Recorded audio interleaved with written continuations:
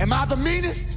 Pun's drunk. Am I the prettiest? Pun's drunk. Am I the baddest mofo low down around this time? Pun's drunk. Well, who am I?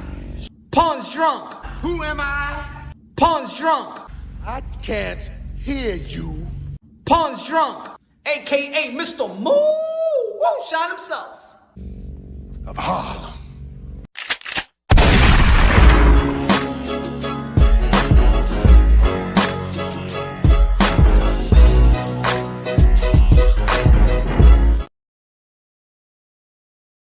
Y'all already know this is Punch Drunk Boxing, aka Mr. Moo Shot himself, aka El Adobo, El Sazón, El Borracho, El Pastor de Boxeo. Ladies and gentlemen, the continuation of 2023, the best year in the sport of boxing.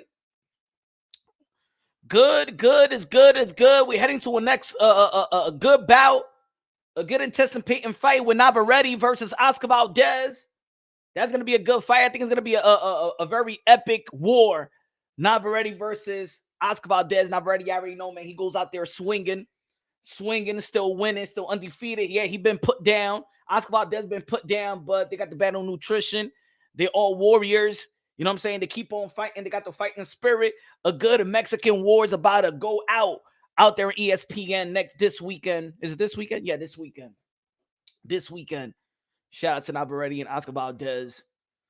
Ladies and gentlemen, y'all already know people still buzzing. People still talking about the Bud Crawford Earl the True Spence. There's a lot of people catching feelings. A lot of people still talking about this weight drain and the car accident and the eye injury, and he's not supposed to be there. People talking about the Floyd Mayweather interview and stuff like that. We're going to be talking about all of that. We're going to be talking about Roy Jones Jr. feel like he should be, that Earl the True Spence should be going. Almost the same thing that Floyd Mayweather said they wanted to move up, but we've been saying that is for like 5 years now that Earl the True Spence should be moving up. But we're going to be talking about that, and it's taking a little bit. It's taking a little bit of the win of Terrence Bud Crawford, which is unfair. They did that with Sean Porter and stuff like that. When Sean Porter and the team was like, you know what, that he wasn't training like that. He had his 1 foot in, 1 foot out. He was ready to retire, taking the win away from Bud Crawford. And the thing is with Bud Crawford that a lot of people wanted Bud Crawford to get inside the ring with somebody that's competitive, that somebody's an elite fighter in the welterweight division. And finally, when he gets inside the ring with an elite welterweight, then it's all these excuses. Well, Sean Porter, he should have retired, stuff like that. He wasn't ready for the fight. Kenny Porter said he wasn't ready for the fight. Then Earl the True Spence. Now there's people that saying he should have never stood there in 147. He should have moved up a long time ago. Now it was a car accident. He should have never fought after the car accident. All these damn excuses and taken away from Terrence Bud Crawford, the pound for pound numero uno, 3-division world champion, 2-division undisputed champion of the world. It's not really taking the lot away, because there's a way more people. There's massive people that in support of the win and the performance and the epic performance and the accomplishment of Terrence Bud Crawford. Shout out to everybody in the chat right now. Shout out to everybody in the chat. Linda in the building from the UK. Linda. What's good, Linda? Haven't seen you in a while in the live. Haven't seen you in a while in the live. KS in the building. What's good? Indian said Tifa Lopez going to be king of the rey. Shout out to Tio. KS in the building. What's up, KS in the building? What's good, brother? What's good? If y'all want to become a member of the Punch Drunk Boxing, y'all already know where to go, man. I put the link right there. It's in the pin. If you want to become a member of Punch Drunk Boxing, support the channel, support the grind, support the movement, support the inspiration of hardcore boxing fans in Punch Drunk Boxing. Let's go. Brian Guzman in the building. Brian Guzman. Hit the like, smash the like, do whatever you want to do, but smash the like. Make sure the like button look good like a Coca-Cola body. You know what I'm talking about, man. You ain't smashing nothing tonight, at least smash the like button. You can tell your homeboys that you ain't a virgin, that you've been smashing the like button. You know what I'm saying? Feel me? Bernie's in the building. What's good? Yeah, we're going to be talking about, this Earl the True Spence. Everybody running with a pity party.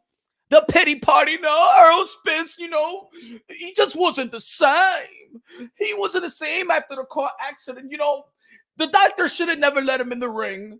And the commission should have never let him in the ring. Oh, no. It was the weight. You know that. You know that Earl Spence been in that weight for such a long time, and he a heavy set guy. Everybody know that. You know what I'm saying? You saw how weak Earl the True Spence looked like. What about the eye? The eye never been the same.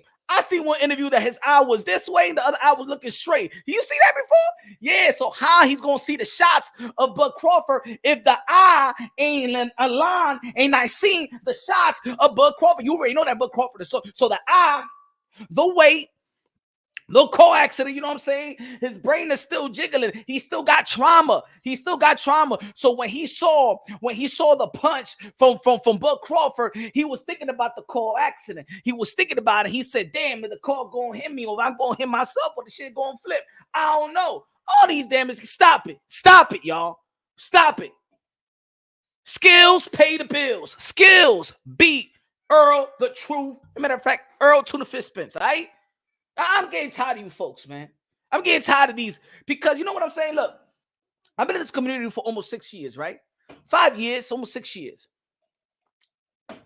And I was saying from the beginning, let me show y'all something, folks. Let me show y'all.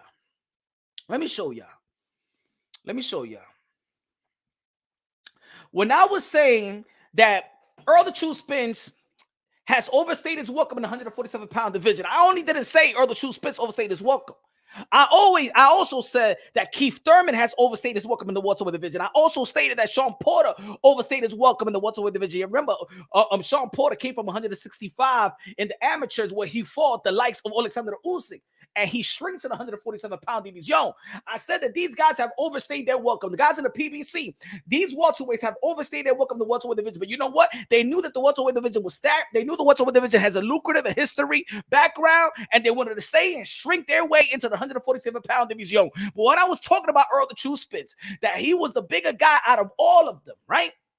The bigger guy that I've seen in New York City, he walking around like at 190 pounds.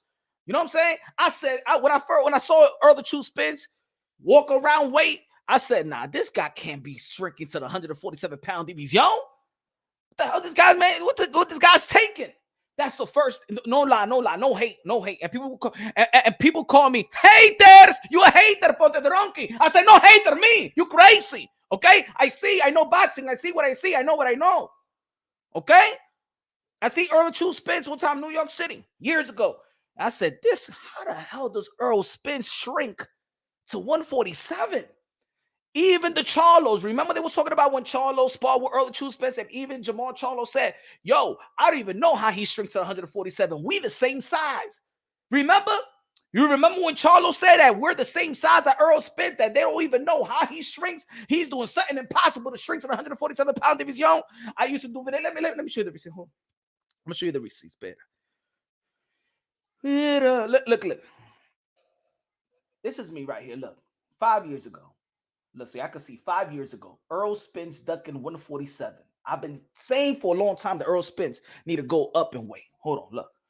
Okay, look at the other video. Look, Earl Spence versus Carlo, a waste of our time in 147. Look at this. Earl Spence wasting his time at 147. Look at 5 years ago. Look at Mayweather tells Earl Spence stop crying and move up. Look, 5 years ago. That was in an interview what he did with Dante Boxing Nation. Look, 5 years ago.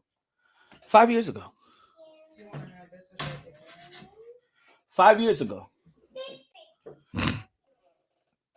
5 years ago. Benavidez gonna hurt. We're gonna be talking about that fight later on. David Benavidez and Demetrius Andre.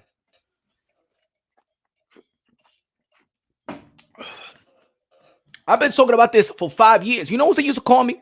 Punch, you hating. Yo, if Earl Spence can make the weight, he makes the weight, and he looks strong. He look cut up. He look like the strongest man. He can make weight. You know what I'm saying? He don't got no problems making weight. Punch, you just hating. You just scared that you don't want your boy Keith Thurman to fight Earl Spence. You hating, bro. Earl Spence never miss weight. Earl Spence never have a tough time making weight. You know what I'm saying? Even with his impaired nipples and stuff like that. You know, he got weird nipples, but anyway. I'm sorry, I didn't know. I'm gonna be like, yo, Punch, what the fuck are you looking at Earl Spence's nipple? I'm just saying it's right there, man. It's popping, it's hitting everybody. Bing. But anyway, but I'm telling you, yo, nah, man, you hating, man. Earl Spence, if he can make the weight, he can make the weight. If he can make the weight, he can make the weight. Y'all remember when people were saying, well, Earl the Truth Spence, he don't need no tune-up. He gonna fight Danny Sue Garcia. That's why he different. That's why he different. When people was trying to tell Earl the Truth Spence, but take a tune-up, take a tune-up. Nah, I'm the big fish. I'm the big fish. You know what I'm saying? Yeah, he the big fish, yo. He the big fish. He swim with the shark. He don't want no goldfish. He don't want none. Nah. He don't need. Remember all the Earl Spence fans? You know what I'm saying? They were so prideful. They were so prideful. They had that ego. Like Earl Spence had that ego, but the fans had that ego. We don't need no tune-up. You know what I'm saying? And then when they were supposed to fight in between the fights, right? Bud Crawford fought David Avenesian around that time. When Bud Crawford pulled out, he could have fought Keith from Tom Thurman. What did Earl Spence fans say? Nah, he don't need no Keith Thurman. Nah, the tables is turned. Nah, F the Keith Thurman fight. F. But you know that Keith Thurman fight would have kept him busy. That Keith Thurman fight would have had him work, having a great camp leading up to a Keith Thurman fight with the mobility of Keith from Tom Thurman. It was you could have trained good for Keith and then trained good for Bud Crawford. Good. It would have kept them active, would have kept them in weight range and things of that nature. But no, Earl the True Spence fan says, no, Earl Spence don't need to fight Keith. Earl Spence don't need to fight Keith, meaning he don't need to stay busy, right? He don't need to stay busy. So for a long time, Earl Spence fan didn't give a fuck about his weight. Didn't care about the car accident. Fuck the tune-ups. Didn't care about the Keith Thurman fight. Ain't care about nothing. And now all of a sudden, I need to hear about the car accident in which he already passed the car accident test with Danny Swift Garcia. He already passed the car accident test again versus Ugas, and the eye surgery. He already passed that test. All of a sudden, here comes the big bad wolf of Terrence Bud Crawford, and then he gets zoop. He got beat up from pillar to mother effing post, and now I gotta hear about car accident, weight drain, all the shit. Get the hell out of here. Hey yo, Earl Tuna Fish Spence got his ass whooped from pillar to post. It wasn't even close. He didn't win not even 5 seconds of that round. Even when Earl Spence connected on the left hook, hey yo, Bud Crawford counted and put him on the mother effing floor. I don't want to hear nothing about no weight, no car, no eye, no girlfriend. Hey, matter of fact, hey yo, when Bud Crawford was in the gym, Earl Spence was drunk with his lady, and his lady was saying, he cheated on me. Baby, do you want to go to Dubai, baby? Earl Spence was still drunk. Huh? Do you want to go to Dubai, baby? Do you want to go to Dubai, baby? Oh, you like it to Dubai? I want to be Muslim. I want to go to Dubai. Ain't nobody say, ain't no Earl Spence fan say, you know what? Yo, Earl, get your ass up. Get your ass, get cleaned up, and go into the gym. You're about to fight Terrence Bud Crawford. Get your ass up. Huh? I had the difference between the ladies.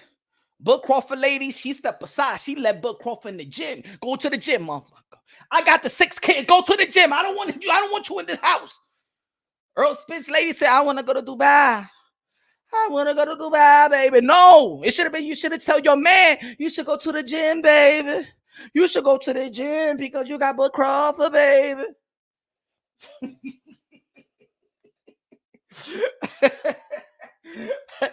Hey, yo, Lee Dre, Steph is in the building con los 2 pesos the store, $2, super chari, party, K. Good looking out, my brother, man. You are cooking. El adobo, el sazón, el borracho, el pastor, el boxeo. Good looking out, my brother. You should have been in the damn gym trying to plan a trip to go to Dubai, baby. Huh? You were supposed to fight Keith from Tom Thurman that December. The fight fell apart in September. You should have fought in October, September. Should have fought Keith from Tom Thurman in December. You would have been in weight range. You would have been Chris. You would have been, your tools would have been sharpened, and your timing would have been right. But no. Earl the True Spence fan says no.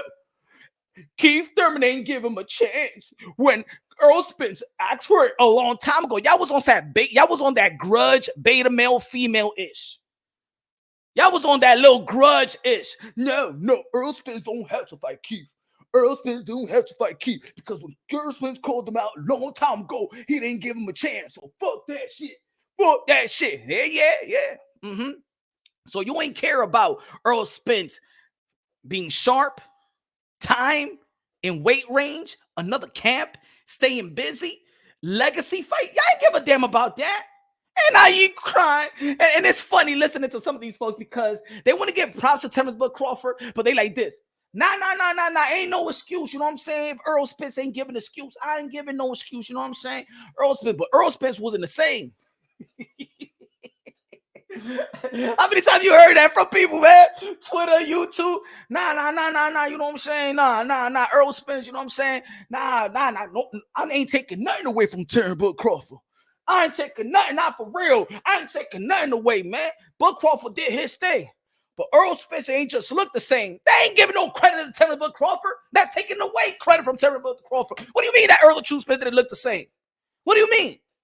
I know he no. What you mean is that the outcome wasn't the traditional Earl the True Spence. No, he didn't win the same. That's what it was. No, he looked the same. He looked like Terrence Bud Crawford. It's not like I'm sorry, he looked like Earl the True Spence. It's not like I seen Earl Spence and be like, who's that? I don't know who that is. Shit. I don't know who that is. That the guy from Dallas, Texas? I don't know. That the guy that beat Sean Porter? That's the guy that was it that guy? I didn't even recognize him. Y'all acting on up. Stop it.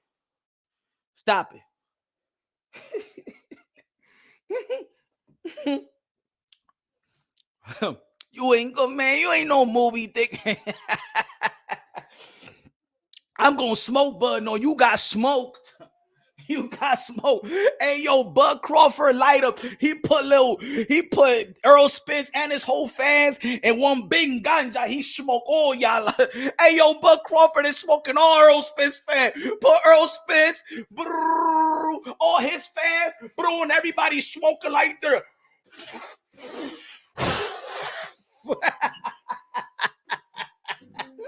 Hey, yo, he got smoked.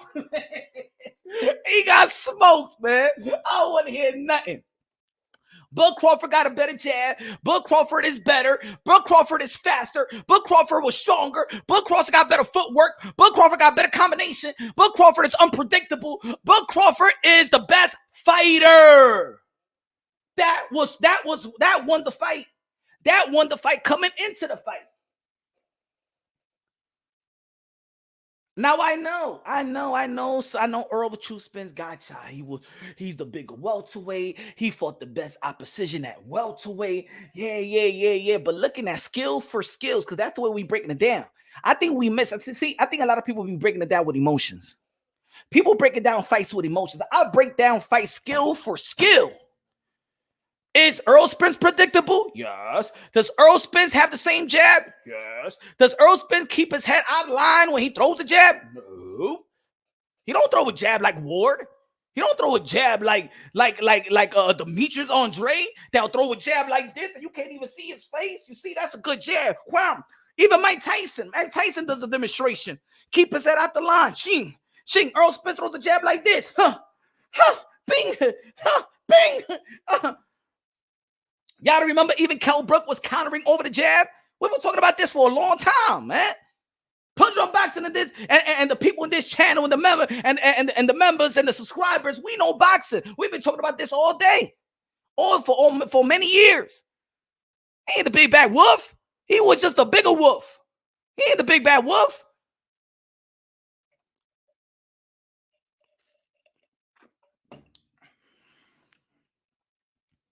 Brought to you by Earl the True Spence. Earl Spence, Bubble Bee, tuna in water, Spence. That's the big fish right there. Talking about. Y'all better give respect to Bud Crawford. Stop giving this little backhand compliments. He could. Nah. Ain't no excuse. Bud Crawford did beat Earl Spence. Nah. I was going for Earl, but nah. I was going for Earl. I'm an Earl Spence fan. I was going for Earl. Nah, Bud Crawford won fair and square. But Earl Spence ain't look the same. When they ain't giving, that's not a credit. That's not giving credit. That's not giving credit. That's not giving credit. Bivol got a good jab too. That's not giving credit. He ain't look the same. You ain't see that during weigh-in. You ain't say that leading up to the fight. You ain't say that during the press conference. As a matter of fact, I heard more people say that Terrence Bud Crawford looked the way drained. Huh? I heard more people say that Terrence Bud Crawford during the weigh-in looked at more wagering than Earl Spence. We've been talking about this for a long time. It was us that were telling Earl Spence to move up. It was Earl Spence that probably and see, because there's no excuse now. But I'm gonna go back with what I was saying for years. But people was calling me an Earl Spence hater. I was saying Earl Spence should move up. As a matter of fact, Earl Spence could have been a 2-division world champion. If y'all forgot, I said it in the video, Earl the True Spence, when he was a free agent, had the opportunity to fight Miguel Cotto, signed with Golden Boy Promotions for 2-fight or multi-fight deal that Golden Boy Promotion was giving him. Fight Miguel Cotto. Cotto wanted to fight Earl the True Spence for his finale fight, a pay-per-view fight. He could have fought pay-per-view before. He could have fought a legend before. He could have had the same guy on the resume that Canelo Alvarez, in which there's people out there that would be like, but Earl Spence could fight Canelo Alvarez. You don't think that shit now, right? Okay. But anyway, he dodged that fight to fight his friend Lamont Peterson. Do you remember? Do y'all remember? He'd rather fight Lamont Peterson than Miguel Cotto. Did y'all remember that? Huh? And then Saddam Ali signed the deal. He beat Miguel Cotto. That could have been Earl the True Spence. He could have became a 2-division world champion a long time ago. And remember, the best win around that time, the best win that Canelo Alvarez even stated, said, my best win was Miguel Cotto. Now think about this. If he would have moved up that time, pay-per-view, Earl Spence would have been a money guy a long time ago. He would have been the money guy a long time ago. Now, if he didn't want to move up, see, he would have listened to Al. He wanted to listen to Al Hamon. He wanted to listen to Al Heyman. Y'all remember? Right? He didn't want to fight with Golden Boy Promotions because Oscar De La Hoya, Al Heyman was at odds, but you a man. So Earl the True Spence, and look, Earl the True Spence could have easily fought Miguel Cotto. For his mandatory, still Carlos Ocampo, because Carlos Ocampo was the mandatory. You understand what I'm trying to say? Think about this, folks. Listen to me. Golden Boy Promotion was giving Earl the True Spence a 2-fight deal, in which, after the Carlos Ocampo fight, he could have went back to PBC. He could have went back to PBC. Because remember, the IBF gave Earl the True Spence a voluntary fight. But if you take that voluntary fight, you will automatically have to fight Carlos Ocampo. You will automatically have to fight your mandatory. So you would have fought whoever was the mandatory, put it that way. But let's say Carlos Ocampo, because it could have been Ugas, right? But anyway, you fight Miguel Cotto, you become a 2-division world champion, right? You can hold the 2 belts, just like Floyd Mayweather did back in the past. Remember, Floyd Mayweather held the 154 and 147 belts. Remember? Y'all remember or no? When he beat Canelo, Floyd Mayweather still had 147 straps. Okay? So boom, you could have held down to 2 straps. You fought your mandatory. Boom. After your mandatory, you back at it with you back with Al Heyman and PBC. You could have moved up to the 154 a long time ago. And then look, could have moved a long time ago. Could have had a major fight, legacy fight, a legend in your resume. Look at what transpired before the Bud Crawford fight. Before the Bud Crawford fight, PBC did wanted you to fight Keith Thurman, for you to stay sharp, for you to stay in camp, for you to stay in weight range, for you to have another legacy fight, because outside of Bud Crawford, the legacy fight in the welterweight division is Keith Tom Thurman, because he has accomplishment. I know a lot of people would love to see a Boots Ennis. I love Boots Ennis. As a matter of fact, I've been talking about Boots Ennis for 5 years too here, when nobody talked about Boots.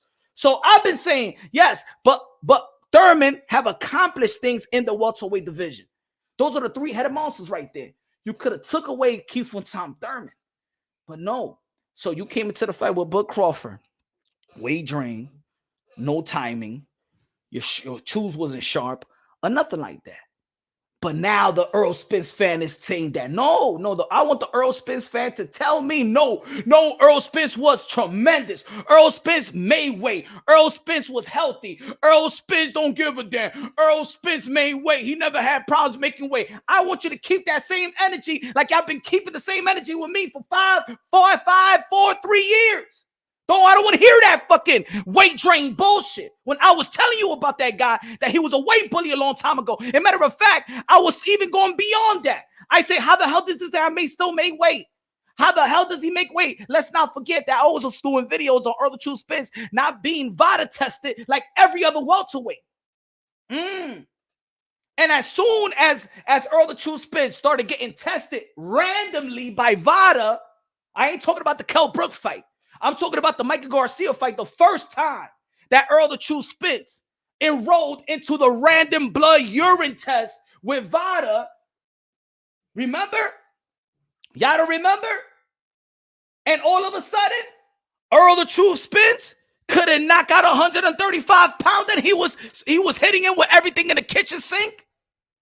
And that's when I said, Earl Spence, he good, but he ain't special. He couldn't knock out Mikey Garcia, cover him on 135-pound division. And Mikey Garcia is no freak of nature. He ain't no Manny Pacquiao. He ain't no Mano de Piedra, Roberto Duran. He's not a freak of nature. Mikey Garcia don't even have abs. You hit him everything in the kitchen sink, bro. And he ain't go down. As soon as you get tested randomly, you ain't looking credible no more. Random, then he got tested again. Sean Porter. Remember? Because the WBC, you're supposed to be enrolled in the VADA testing. Earl the Truth Spence was the last welterweight to enroll in the VADA testing all year round. And every time he enrolled, he looked it very, very normal. Ugas versus, and remember, the reason why he actually looked at normal versus Mikey Garcia was with Victor Conte. Victor Conte is going to make sure that Mikey Garcia's opponent is going to be tested. Guess what? Earl Spence ain't looking credible. Matter of fact, even Earl Spence and his fans lie to you. He said, no. What had happened was that Earl Spence wanted to show that he got boxing skills. That's the reason why he didn't, knock out Mikey Garcia. You know what I'm saying? Because he wanted to show the people, because people were trying to say that he doesn't know how to, he don't know how to box. So what had happened was Earl Spence, he could have taken him out. But what he wanted to do is show the whole wide world that he know how to box and he could outbox a pound for pound fighter like a Mikey Garcia. You know what I'm saying? Get the hell out of here. Who the hell's going? Nobody want to work on no overtime. You liars. Y'all remember Earl the Truth Spence fans used to be like that? Y'all remember Earl Spence fans trying to tell us, no. What had happened was, it wasn't that Earl Spence wanted to get him out of there. It's that Earl Spence carried him, and Earl Spence wanted to show the world and the fans that he know how to box. Y'all remember that? Let me know if I'm lying. Y'all remember? Y'all remember when they were trying to give us that pathetic lie? That pathetic narrative? Because you know a lot of people got on Earl the Truth Spence. You couldn't knock out a lightweight, 135 pound, no abs, can't run. Y'all remember Mikey Garcia said he don't run, he just swims. You couldn't knock that dude out, and you hit him with everything in the kitchen sink. Earl the Truth Spence almost threw 1,000 punches that fight. Y'all remember? And then these fans, because he didn't knock him out, gave us the damn excuse of, now what Earl Spence want to do is show the people that he know how to box.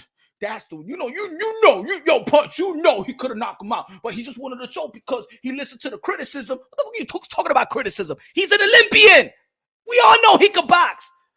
Well, he's going to show the whole world on a pay-per-view event that he just wanted to have a nice clinic? No, pay-per-view, I'm paying. You better excite me. I don't want to see no damn. I already saw that. I already saw how you look, how you box in the amateurs, the Olympics versus the Russian. I already know you could box. You an Olympian. You wanted to show the people you could box, but you an Olympian? What kind of bullshit is that? That weak ass excuse. Earl Spence fans, look, I'm gonna tell you like this. Earl Spence lost to a once in a generational talent. He lost to a special fighter. He got beaten up from pillar to post to a special fighter. Arguably the best fighter of this generation. Technical wise, technical wise, fighting wise, boxing wise, Bud Crawford is an all-time great. He lost to that. No need to come for a bunch of excuses and stuff like that. And Earl Spence don't even have excuses. His fans is making Earl Spence look weak, just like Deontay Wilder fans was making him look weak. You lost to the best heavyweight at the time. No need to come with no excuse about that goddamn costume. No need to come with no excuse because of the glove. Yo, Deontay Wilder got a dent in his head and stuff like that. Yeah, it was egg weights and shit like that. Nah, it was race. It was race related. It was race related. It was egg weights. It was the costume. It was the water. It was something, man. It was the commission, the WPC. It was the promoter. It was saying he was the bull. I can't believe no Deontay Wilder didn't win.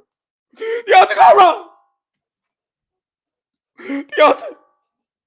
Ain't no way, no white, big, Shrek. Look at motherfucker gonna beat up Deontay Wilder. We from Alabama. Deontay Wilder from Alabama. He know how to fuck up shit. You see how the people from Alabama just beat up a whole bunch of people? That's Deontay Wilder right there. He gonna lose. He gonna lose.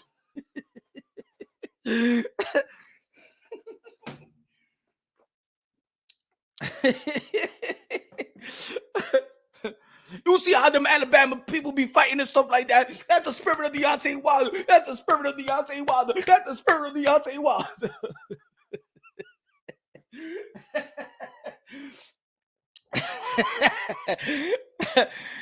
That's the spirit of Deontay Wilder. Shit, he beat him up so bad, man. Motherfucker started twerking.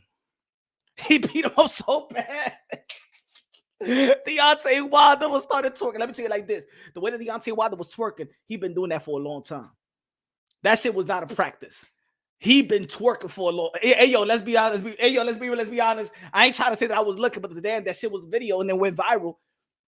The way that motherfucker was twerking, man, that's not the first time he was twerking. He was practicing. He been practicing for years. He twerked better than damn Cardi B.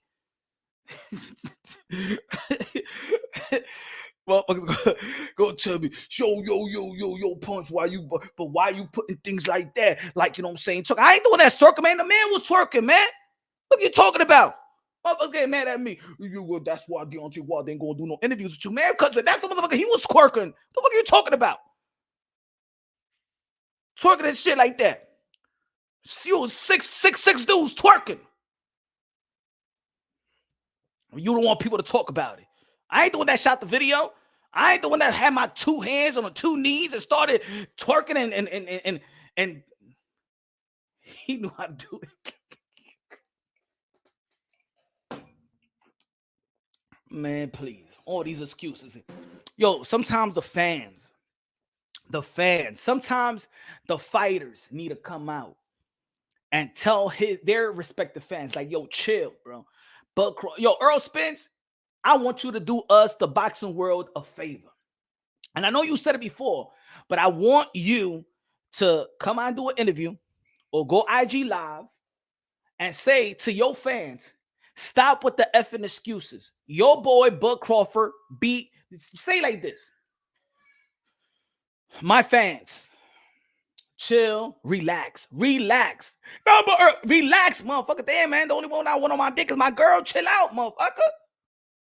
Relax. Bud Crawford whooped my ass, bro. He whooped me from pillar to mother effing post.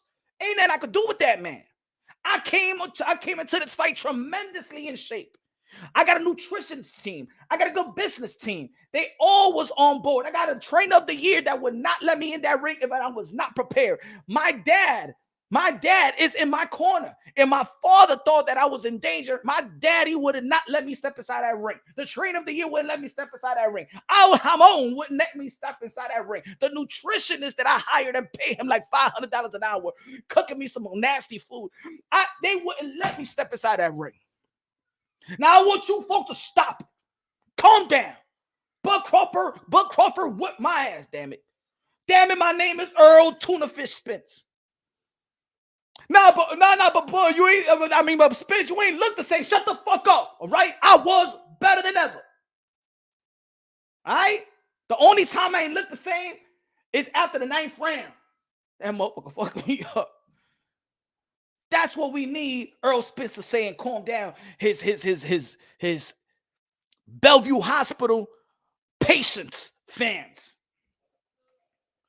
Randy in the building. Randy in the building. La música de Randy, la música de Randy, la música de Randy.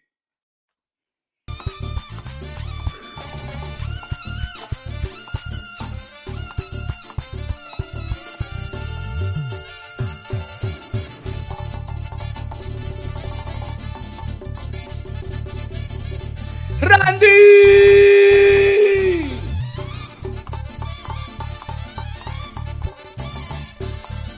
Vamos! Vamos! The Dominican Parade gonna be this weekend. The Dominican. La Parada del Santo de la República Dominicana. New York City. Let's go, baby. DJ Camelo, Alex Sensation. Págame la música, young. Okay.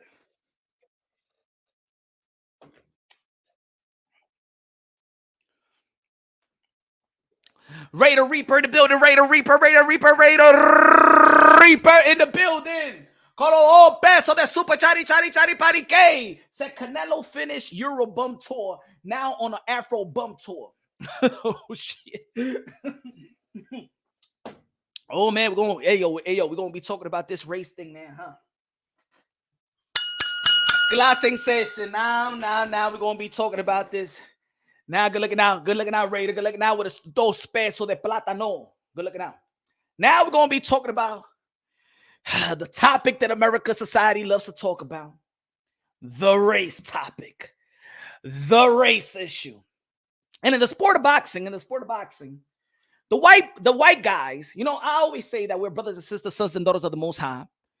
That we're one race, the human race. I can't, look, if everybody been following me for such a long time, the people that been subscribed to me for a while since the beginning understood that was the thing I always used to say. We're one race, the one race, the human race. Brothers and sisters, sons and daughters of the Most High. The thing that makes us beautiful is the different cultures. That's what it is. But no, people, no, punch, no, black, no, white, and Latino, and Jews, and whatever, no, punch, you know what I'm saying? There's the body, you know what I'm saying? There's race in the sport of boxing, there's race in the sport of boxing, okay? But vamos a hablar de eso. We understand. And the history of Caleb Plant, it seems like they always going at Caleb Plant and him as a white boy. Let's not forget that Anthony Durrell said that he would never lose to a white boy. And then he got knocked out. Got knocked out bad. Got knocked out cold. Every time. See, look. I'm going to keep it real. I'm going to keep it real, y'all. See, Caleb Plant said that it was about him touching the beard. It was about him touching the beard. I don't think so. I don't think it was the beard. Touching the beard is what made Caleb Plant smack Jermall Charlo. It was the white boy comment. When it comes to Caleb Plant always needed to prove himself in this sport that white boys got heart. He always needed to defend his race as a white boy in boxing, because in boxing, being a white boy is the minority. As much as, yes, he could say, or anybody could say, no, it was because of the beard. See, remember, I'm gonna put it like this. You remember after we saw the Caleb Plant smack Jermall Charlo, we wanted to know what was the reason. A couple of people did an interview, and a couple of people that was there spoke about why Caleb Plant smacked Jermall Charlo, right? Some of the people did not say that the reason and what Jermall Charlo was yelling was that white boy, look, you ain't gonna do nothing like a white. Matter of fact, let's let Caleb Plant tell the story right here. Hold on, I got you right here. I got you covered, ladies and gentlemen. Give me 1 second. Fly with is how I'm a bitch ass white boy, and how I'm a bitch ass white boy, and how I'm a bitch ass white boy, and look at them, y'all getting shook just like a bitch ass white boy would, and shook just like a bitch ass white boy would, and shook just like a bitch ass white boy would, and Look at him, y'all, just like a white boy would, just like a white boy would, just like a white boy would, acting like a bitch. You immediately grab my face again even harder. I didn't ask you to quit fucking with me.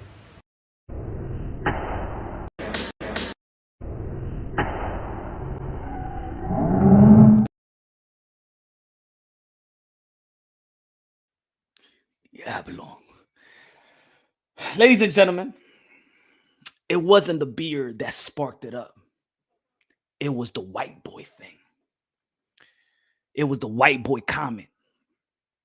Even after the fight with Anthony Durrell, what did Caleb Plant say about the white boy?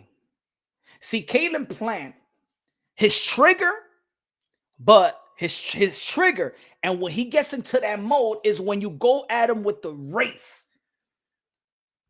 Caleb Plant is a proud white man. He is a proud white man. That's how you get Caleb Plant. That's how you trigger Caleb Plant. If you talk about him and you try to devalue him, not devalue him, but like talking to him like he's soft, it's because he's white. Now, ladies and gentlemen, I'm born and raised in the hood. Let's be real. Let's be honest. Let's be real. Let's be honest over here in Punchline Boxing. I don't want you to shy away from this conversation, folks. Charles Edward Cheese con los $100 de Super Chari Chari Parique.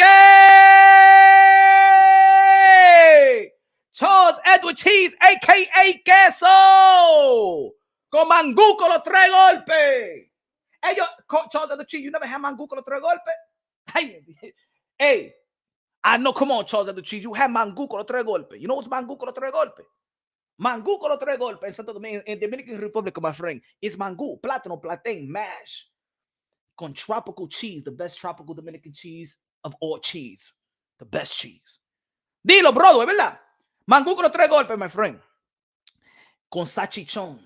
Salchichón. You know, not the same salchichón that you give the ladies. I'm talking about salchichón that you cook, you get in the supermarket and stuff like that. Okay? No, crazy. No, nothing like that, all right? That's mangú con los 3 golpes, the best breakfast ever made. The best breakfast. You eat a mangú con los 3 golpes, you good for the whole day. Probably you good for 2 days. Con morir soñando también, ¿verdad? Ay, qué bueno eso. Matter of fact, me voy a comprar eso mañana. Me voy a comprar eso. I could eat them tomorrow. Tomorrow me lo voy a comer yo. Good looking at Charles. You had it, Charles, of the cheese? Talk to me. What's a better breakfast than that? Talk to me, Charles of the Cheese. What's a better breakfast than mangú con los 3 golpes? What's a better breakfast than that? Talk to me. Any culture. Tell me. But now my bag don't like mashy things. Come on, man. But you could but también you could eat it. You could eat it with the plátano and just break it in little bit pieces. You don't even need to mash it. Plátano con los 3 golpes. Put it that way. Plátano con los 3 golpes. ¿A ti te gustan los tostones también? Dímelo, David, mi gente. César. Dímelo, mi hermano. Con el 2 pesos de Super Chari Parique. Ahora me invita a comprar 2 pesos de plátano en el supermercado. Ahora son 3 pesos. 3 pesos por un plátano. Eso es mucho ya. El supermercado se está poniendo crazy, my friends. Gracias, César. What's good, César? What's good? Mofongo, very, very good, right there. López, ¿verdad? It's very, very nice, very, very good. ¿Te gustan los tostones también? Con carne molida. Yo, but look. I know there's going to be a touchy subject. I know there's going to be people that are going to agree, disagree, or not be real about it. See, we born and raised in the hood, Black and Latinos. And because society has tried to, let's be real. I know people that consider white people being soft. I know people that will look at white people and say automatically that they're racist, but never encounter any racism type of experience. But the thing is how society is with the news, it brainwashed that when a cop stops you, it's racism. If a white man don't hold the door for you, he's racist. If he don't stop you in the cab, he's racist. If he don't give you a lollipop, he's racist. If he charge you tax, he's racist. Everything now is racist. So being raised in the urban area in the hood, they have tried to mind f you that every white person, because of the history of America, is racist, right? And because of that, you think now people think, because now, we have overcome as a society. We have overcome as a society. Things ain't like it used to be. You know what I'm saying? You think that every white boy is running scared of the black man or the color man, whatever you want to call it, sir and ma'am. Let's be real. Let's have this conversation. Let's be real. Let's be honest. Let's have this conversation. Let's humble one another. And I know when I talk like this, even my brothers who don't like it, not punch, we trying to say, because I'm going to say it like this. When a brother talks about the brotherhood, when a guy my skin complexion talks about these things, they be like, they don't want us to talk about it and justify things within ourselves, right? We don't like to talk about black on black crimes and shit like that. We don't like to talk about that. In our neighborhood, we are the ones that bully and stab and kill and rape and stuff like that. No. We don't want to talk about how to clean our neighborhood. But when there's a white person and a black person, they put it on the news, they think that that's society. Let's be real. Let's be honest, folks. I know a lot of people that talk like if white people are racist, and they never even experienced racism. What your great-great-great-grandfather experienced, you ain't experienced that. You got a chip on your shoulder like somebody been racist to you. In matter of fact, let's keep it real, let's keep it honest. I seen the other way racism. I see people treat the whites bad. I seen the blacks or the Latinos too bully the whites, bully the Asians. In my community, yeah. I seen more blacks smack white people just for being white. I seen it. I know the news ain't gonna show it because, you know what I'm saying, it doesn't, how you say it, it doesn't fit the narrative. It doesn't fit the narrative if a black person go after a white person. Listen what Caitlin Plant was saying. Listen up. Listen what Caitlin Plant was saying. Now think about if it was Jermall Charlo saying the same thing, but vice versa. When Caitlin Plant was explaining what Jermall Charlo was telling him and calling him a white boy. What about when a white person called the black guy the black boy? Now tell me, what would the boxer wear? Matter of fact, they would have took his license away from him. Am I right or wrong? Listen. Now picture what Caitlin Plant is saying. Now picture Jermall Charlo if he was saying what Caitlin Plant was saying, vice versa. Let's run it back.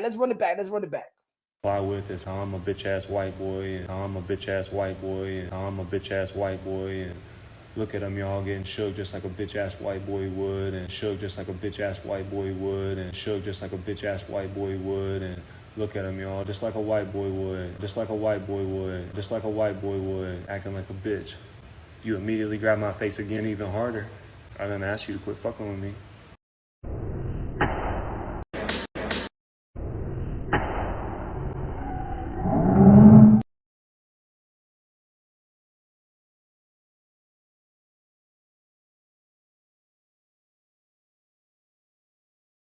Was telling Jermall Charlo, you ain't gonna do nothing, you bitch ass black boy. Oh my God, the boxing world would have had a riot. Right now, we'd be going to Target. Right now. Target, Walmart, you know what I'm saying? All the department stores, Foot Locker, jumping on cars, flipping police cars and stuff like that. If it was the other way around. Am I right? Oh my God, if it was the other way around, shit, the whole stay-in city would be burned out. If it was the other way around. Can you imagine if Jermall Charlo would have been, if Caitlin Plant would have been talking to Jermall Charlo like that? But you know what? People just saw the smack. And people just talked about him grabbing the beard, but nobody said nothing about the white boy, because the white boy comment is what triggered Caleb Plant. But because of American history, blacks now seems like they have the green light to be race or have racist undertone towards a white person. Am I right or wrong? Can we be real about that? That you could say, man, F this white boy, but the white boy can't say, man, F this black boy. What you mean you calling me boy? Just by calling a black dude boy, it's fighting words. In society now, because of history, it's now that there's black people that feel that they could be racist towards white because what happened in the history of America. Am I right or wrong? Let me know. Let me know. How many people you have heard say black people can't be racist?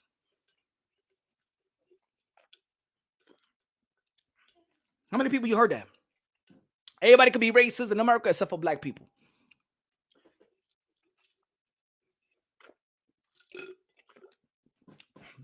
Let's be real. Let's be honest. Two reasons. I give him really the two reasons. Because Caleb Plant was with his wife, and he needed to do that. Remember, there was an interview. I forgot who did the interview that said that happened. The smack happened an hour before he grabbed his beer. It looked like Caleb Plant was in his mind like, nah, man. Nah, this guy sunned me, man, in front of my wife, in front of the crew, in front of my peers and stuff like that. Nah, man. But he was provoking him. He was provoking him with the white boy. You ain't gonna do nothing, white boy. You ain't gonna do nothing, white boy, because there's people out there that feel, for whatever reason, that white boys are soft. Right? Come on, let's be real. Come on, let's be real, y'all. Let's have this conversation. Elvis con los 5 pesos. Good looking out with a $5 super chat. Yo, Punch, do you know if Tio will be fighting in December or February? We don't know yet, but I'm gonna say it like this, man. I hope he fights on February 10th. If it's a big event, put it this way, if it's a big event, I'm talking about Tank Davis or Ryan Garcia, he should fight. He should reserve that February 10th Las Vegas Super Bowl weekend, because the Super Bowl is going to be on Raider Stadium and stuff like that. So I wish that but if it's a Jose Ramirez fight, I would like him to fight in December. But they don't know yet. They don't know yet. But even Bob Aaron said there's going to be a big announcement and a big fight for Teofimo Lopez next. My question is, Charles Edward Cheese, going to now Elvis with a super chat. Charles Edward Cheese said, my question is, why he touching another man's beard? I don't know. But to be honest, I don't think that's what really triggered Caleb Plant. I don't think that really triggered him. Look, we seen Jermall Charlo and Caleb Plant in the same area before. We seen them trash talk. We seen Jermall Charlo trash talk. We seen Jermall Charlo. See, Jermall Charlo's trash talk, it doesn't seem like he really want to fight. He want to cause a chaos, but to promote probably a possible fight. But I don't even think he knew that smack was coming. He didn't even know that smack was coming. Matter of fact, when he got smacked, he just turned away. He turned away. Charlo got mental issues. I think he's going to some problems, and I hope that he will overcome those problems. We're not going after Jermall Charlo. We're actually going after the content. We're not going after Caleb Plant. We're not going after Charlo. I just want to understand the content, because I believe that these are the type of conversations that we don't have in our community, because we don't want to justify how there's a community that think a certain way and is negative, but because they don't want to have that conversation to justify it in front of every other race, you know what I'm saying? They don't want to have the conversation. There are people, I feel that there is black people, and I had debates with some of my brothers. They feel like they have the green light to be racist because America's history show that, they was the victim of racism. So now that things have overcame, and there's gonna be people out there to be like, no, shit is still the same. Shit is still the same. Nah, shit ain't the same. Quit that noise. There's a lot of people out here that never experienced racism but have racism trauma. There's a lot of people that never experienced racism, but they want to carry that racism emotions from the past. Let's be real. Let's be honest. There's a lot of people that never experienced racism. That you never experienced a white boy disrespecting you or being racist towards you. But because of the past or because the media have mind-effed you that every white person is racist, you carry this grudge and these racist emotions that even when somebody stop you or don't give you or don't say excuse me or is racist because they already mind-effed you. You got an emotional trauma. There's people out there who got an emotional racism trauma but really never went through it. Trust me, it's happened to me. I'm being real about it. It's happened to me. Let me give you a quick story. I'm going to give you a story. I told this story numerous of times, but if you're new to the channel, let me give you a story. Marco, con los 10 pesos de super chat. Gracias, Marco. Dímelo. Gracias, mi hermano, for staying real to the content, the most honest and objective narrative. God bless this channel, and God continue to bless you and your familia. Gracias, Marco, de lo mío, Luna. Gracias. God bless you too, and I hope that God keeps on blessing you with great health and your family, great health, significant other, children, mother, father, everybody around your circle. Hope doing good, my brother. Gracias, lo mío. Let me give you a story. I know I told this story before.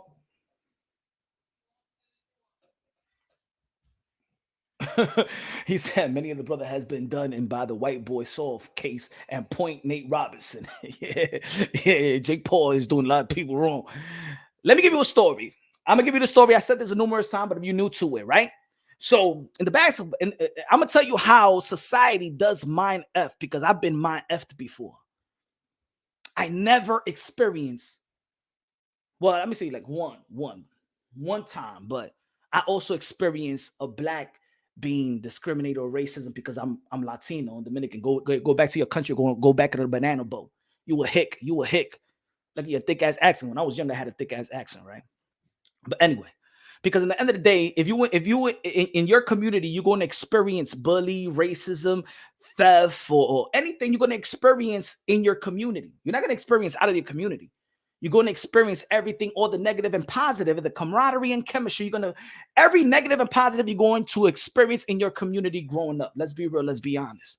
So if you were born and raised in a Latino and a black community and raised, you're going to see certain racism undertone. You're going to see some discrimination. You're going to see people go, snap at each other. You're going to experience the gang. You're going to see some the Zulu Nation versus the Latin Kings. You're going to see that. You're going to see the camaraderie of Latino and blacks, and you're going to see certain hates, right?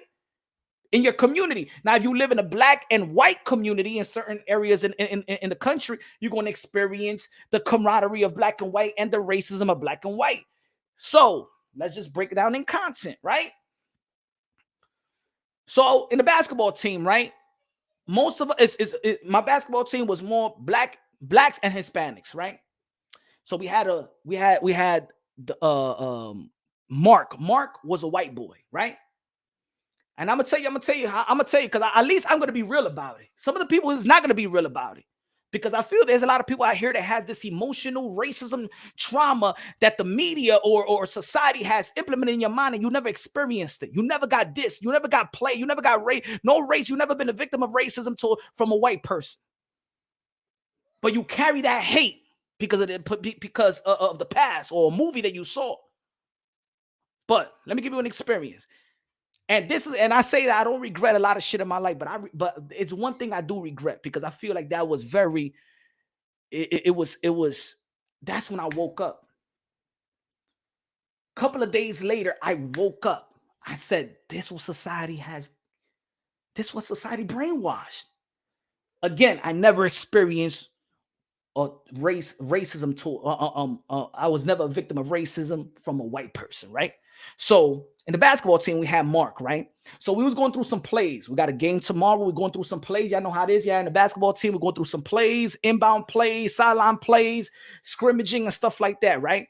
So Mark was working on the inbound play. Mark couldn't get the ball. Mark was a point guard on the bench, right? Mark couldn't get the ball. And I'm talking trash to Mark.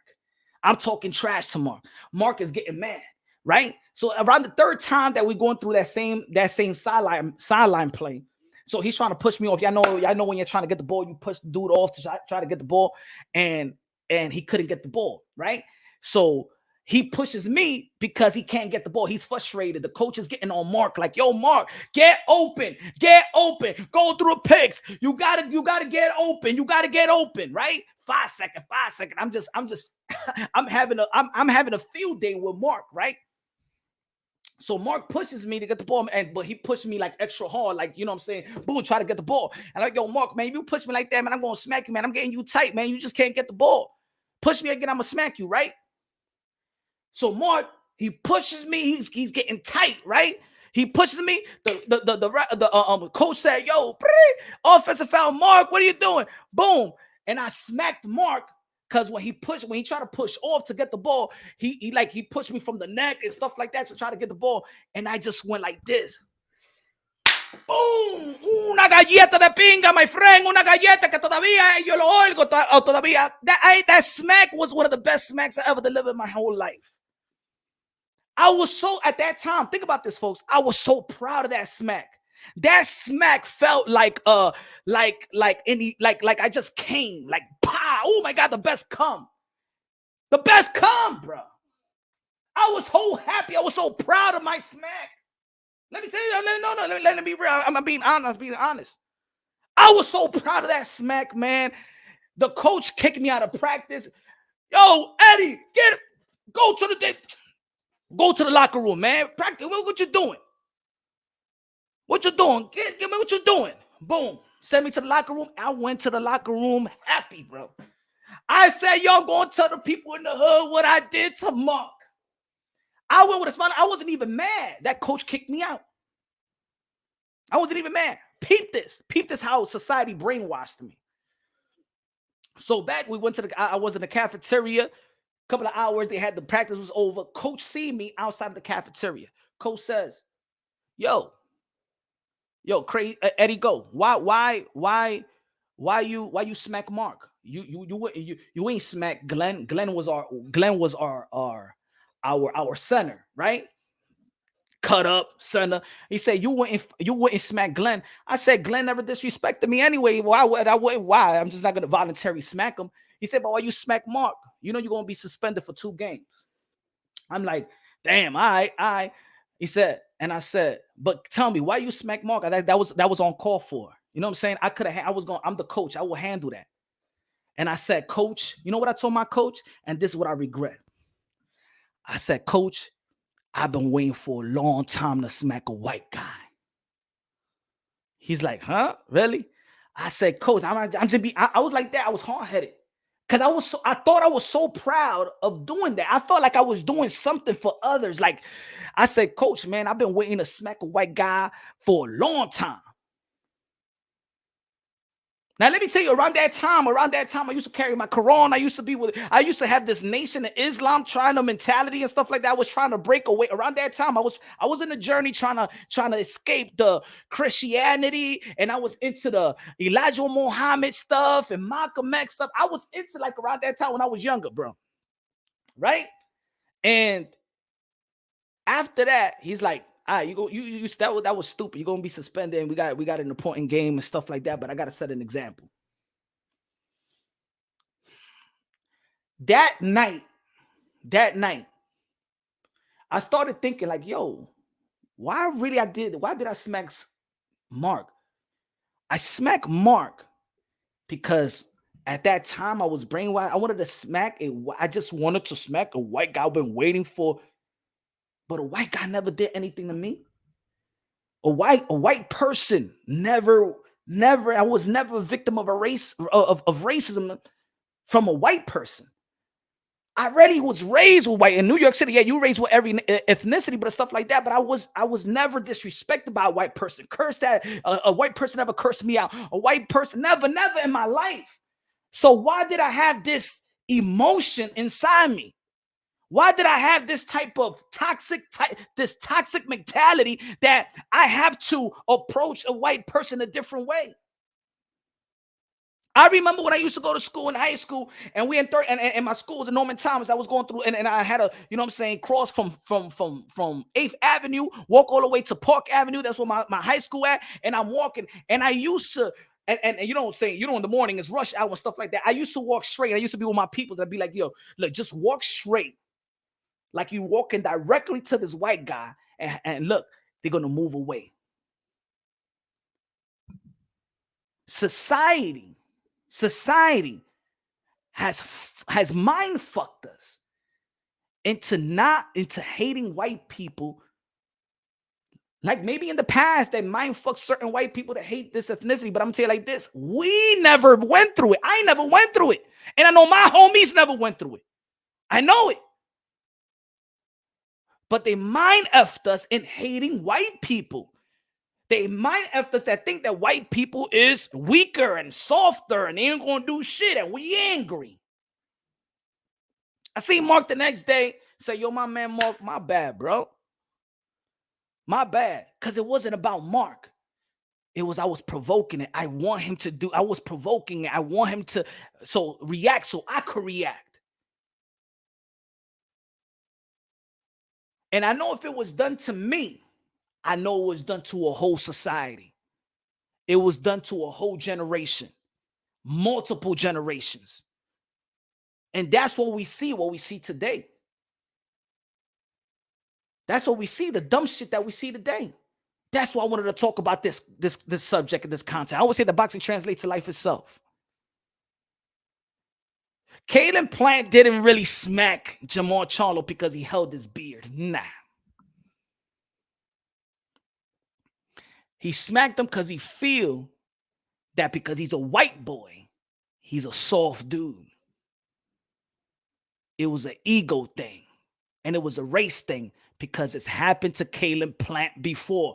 Think about the street fight that Caleb Plant had that went viral. Go back to Caleb Plant's history. Go to Caleb Plant's fights. Go to Caleb Plant's lead up to his fights. There's always a fighters trying to call him out because he's white and they think he's soft. The street fight that he had, it was that war, that white boy. I'm gonna fuck up this white boy. Now, leading up to today, Charlo said this white boy. The Anthony Durrell said it years ago. Oh, that I would never lose to a white boy.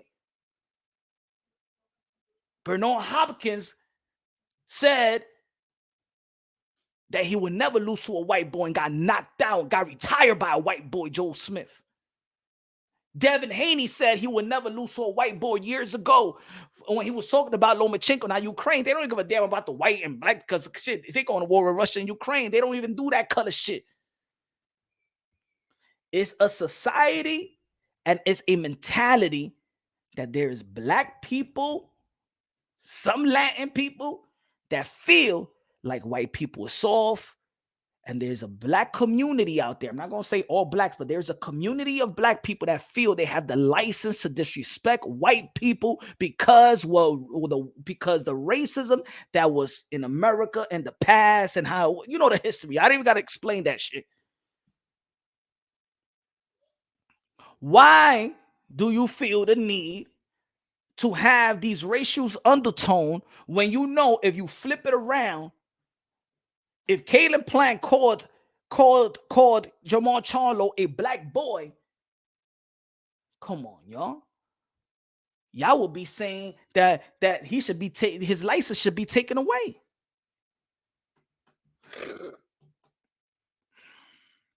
Now, ladies and gentlemen, if I'm talking bullshit, let me know. If I'm in my line, I'm flying. Let me know if what I'm saying is inaccurate. Let me know if what I'm saying that is not a real thing, that there is a machine out there in society, a machine that is trying to mind F the minds of the youth, mind F the minds of adults, to have this racism, emotional toxic racism feeling that every white person is racism. This victimhood mentality, to the point that it makes you feel like you have the license and you have the green light to be racist.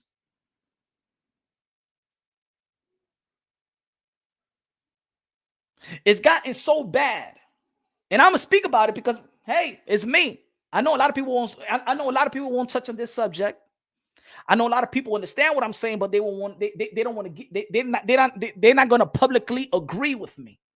But behind closed doors, and we talk about this, man. Please, we know what it is because most of us is born and raised in the hood. We know what it is. Albert in the building. What's good, Albert? And I'm saying this because at the end of the day, we're neighbors. We share a community together. And look, I'm gonna say it again. I come from a New York perspective. I'm not gonna say that I come from an Atlanta, a Wyoming, a California, a Arizona, a Texas, a Nebraska. I don't come from that perspective. So I'm not saying that I'm fully right, wrong. I want y'all to tell me if what I'm saying is not accurate. Now I come from a New York perspective. I come from a melting pot. One corner, I could be chilling with the Chinese and the Koreans. I could be in 32nd Street in a Korean town. I go to Canal Street, chill with my Chinese. I know more Chinese that speak Spanish in New York than better English. I'm going to say it again. If y'all new to the channel, I'm born and raised in a block that it has a Muslim mosque in St. Nicholas. Across the street is a Catholic church. Across the street from there, directly in the middle of the block, is a Jewish temple that has a daycare. And in Broadway, across the street from the Malecon, has a Baptist church, and the pastor name is Ike. So you have a Muslim mosque, Catholic, Jew. A few blocks away is Yeshiva University, the premier university in America for Jewish. Yeshiva University, but like 8 blocks away. Up the block, in the same block in Broadway, you have a Baptist church. Never seen any religious war. Never seen no religious pastor disrespecting anybody. Nobody. Never seen that in my life, in my block. So think about this, folks. I've been in the melting pot in terms of race and religion. So I think I have the green light to understand how this culture may see this culture, what this culture don't like about this culture, what's the jokes among this culture, the hygiene of different cultures. Look at Albert. That's how much of a melting pot I live in. That sometimes we know the hygiene of different cultures. The hygiene. If y'all know what I'm talking about, y'all know what I'm talking about, right? High, low, dímelo. If it's moonshine, it has to be great better than Foster Flakes. My black brothers, my African-American black brothers, let me tell you something. And some of y'all not going to like it. Some of y'all going to understand it. Some of y'all publicly is not going to agree with me.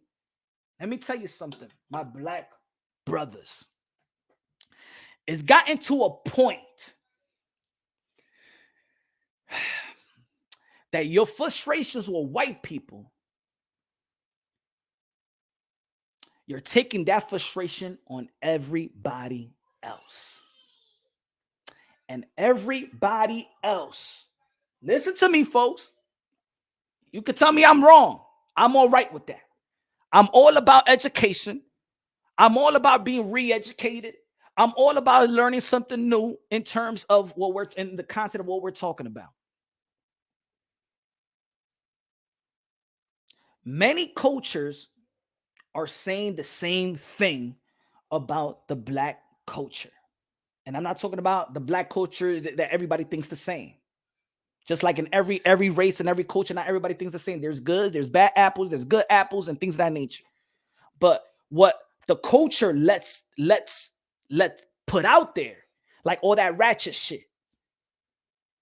There's some great, sophisticated, educated black people, just like in every race. Just like there's gangs, gangsters, and stuff like that. The difference between, I'm gonna tell you like this, the difference between gangs or gangsters when it comes to black or maybe Latin community as well is that we glorify the shit. There's some gangs and mobs and the Italian and Russians and Turkish and stuff like that, but it's not cool. Se quedan callado. You remember in New Jersey several years ago, the Jewish, they was slinging, they was hustling organs, bro, and they caught them in Jersey. Orthodox Jews Can you imagine how many years they've been doing that? But because they move like this, it's hard to catch them. They caught them. They was moving organs, bro. They was slinging and selling kidneys and hearts and shit like that. But they move like this. See, blacks, Latinos, we loud, we love, we want you to think that we're bad. We want you to think that we gangster. We want you to, we think that it's cool to have that type of image. So guess what? When the cops come around, bing, bing, they over exaggerate the shit. But because we love the shit, we want to look like bad. We want to look like we got money, drug money, hustle money, dirty money. We like the image. We think the image is cool. Yeah, there's some gases, but they move callado. We like to be loud.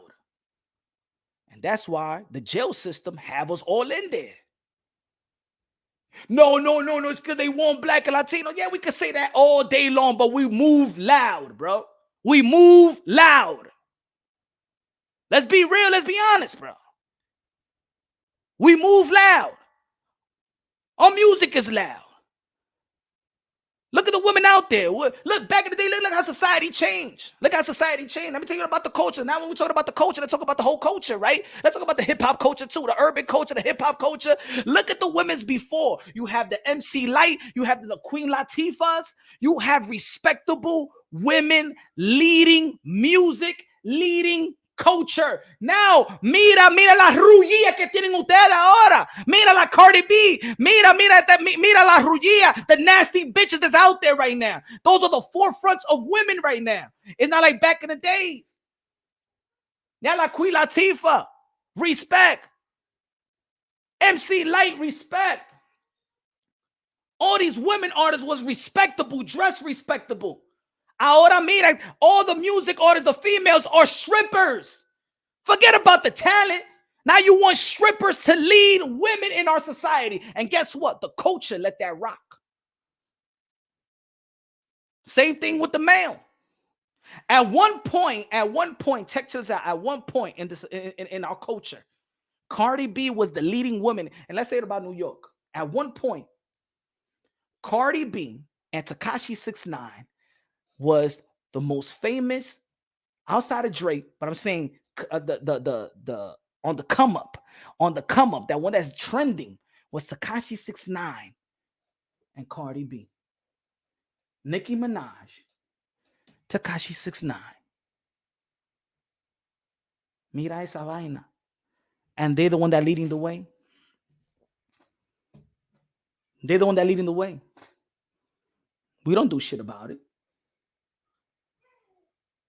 We went from Nas to Nas X. Mira esa vaina.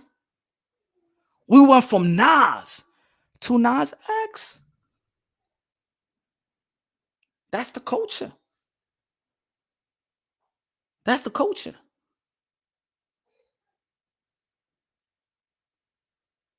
We went from nuclear family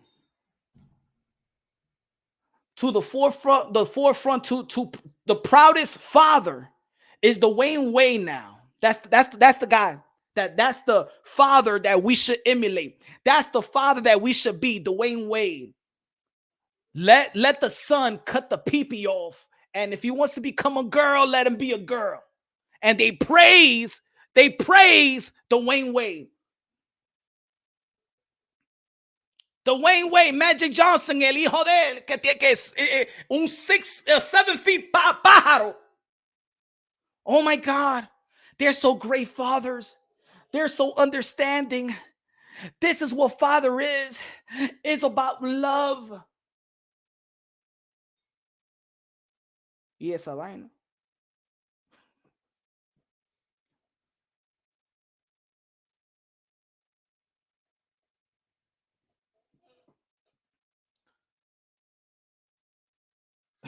He said, man, cut it out. Everybody been rich.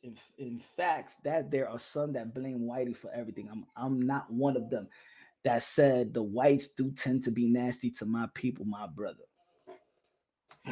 Oh, I don't know if y'all talking to me or y'all talking to each other.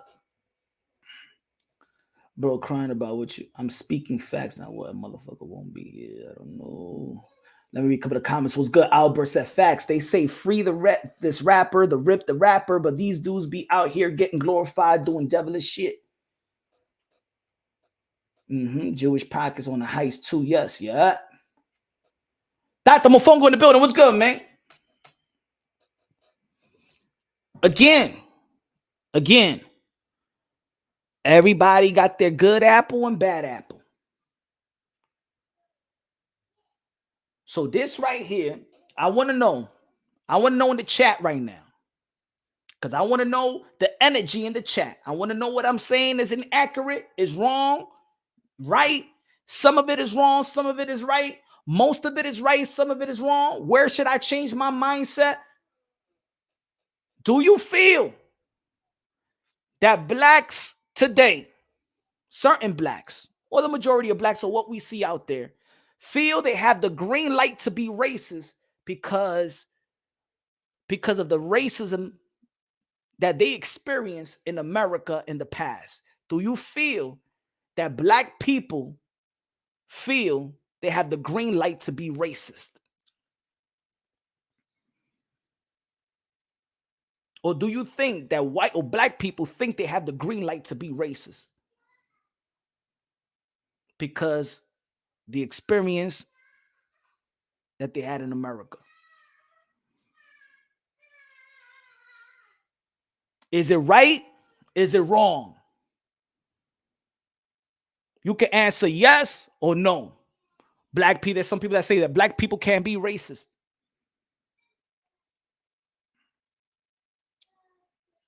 And yeah, I'm not speaking like, because of course, if I say black, I'm not every black person, not every white, not every black people. There's black people that sound like me. I had conversation with people that don't like that victimhood shit, that self-victimhood. They don't like that. There's some people that live and thrive through it, that always got that self-victimhood in their back pocket to throw it out there. Everyone is racist and no, right? Charles Educhi says no. Zombie, yes, they can most definitely be racist. Charles Educhi said that black people can't be racist. Zombie said yes, they can most definitely be racist. Hog says facts. I'm not sure. When y'all answer, give me like a better, like give me like a statement, a quick sentence, because I don't know if it's y'all saying yes, no about, because I think I asked like a couple of questions, or all races can't be racist all of a sudden. But I know what you're talking about.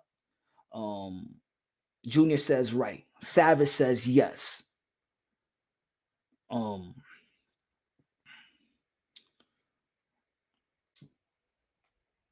a little up. You talk about everything. Facts. It's spot on, all of it. Thanks, brother. Thanks. Racial, not necessarily racist. That's another thing too. I think that sometimes when people talk about race, they think just people talking about race is racism. No. I don't think, put it this way, I don't think that Jermall Charlo calling Caleb Plant a white boy is racist or racial undertone.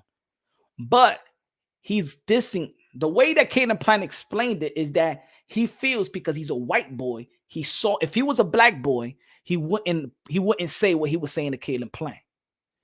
You know what I'm saying? If it's not a race thing, then why Anthony Durrell said that he would never lose to a white boy? Or Devin Haney, I would never lose to a white boy. Or Bernard Hopkins would never lose to a white boy. Are they fighting in their mind, by fighting the white person, or the potential of fighting a white person, is because they want to fight them and beat them because what a white person did years ago to their ancestors? Is that the feeling? Is that the oppressed can be oppressors? Big Neezy said the oppressed can't be oppressors. So Big Neezy, you feel like that black people they can't be racist. If you haven't lived that life, you will always have a different views. Imagine if Caleb Plant called Charlo a black boy. That's what I'm saying, Zombie. If Caleb Plant called Charlo a black boy, will you say Caleb Plant is racist? If, like I said, let's play the video and how Caleb Plant explained his encounter with Jermall Charlo. Fly with is how I'm a bitch ass white boy, and how I'm a bitch ass white boy, and how I'm a bitch ass white boy, and look at them y'all getting shook just like a bitch ass white boy would, and shook just like a bitch ass white boy would, and shook just like a bitch ass white boy would, and look at them y'all just like a white boy would, just like a white boy would, just like a white boy would, acting like a bitch. You immediately grab my face again even harder. I didn't ask you to quit fucking with me.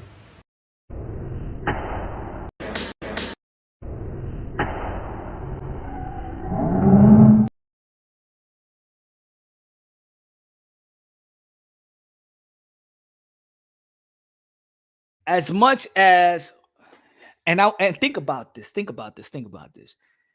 Remember, this happened last week.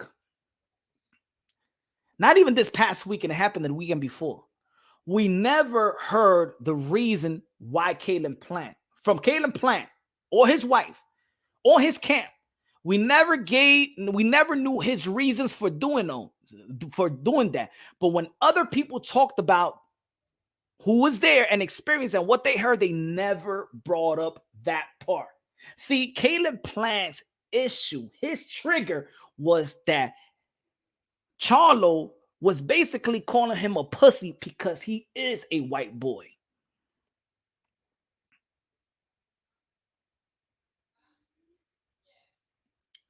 Them too. We can't deny history. Blacks of Africa sold their brothers as property. They were slaves in Africa, just like white slaves, which is where slave came from. Charles Edward Cheese says, from my perspective as a black dude, bitch ass white boy, bitch ass nigga.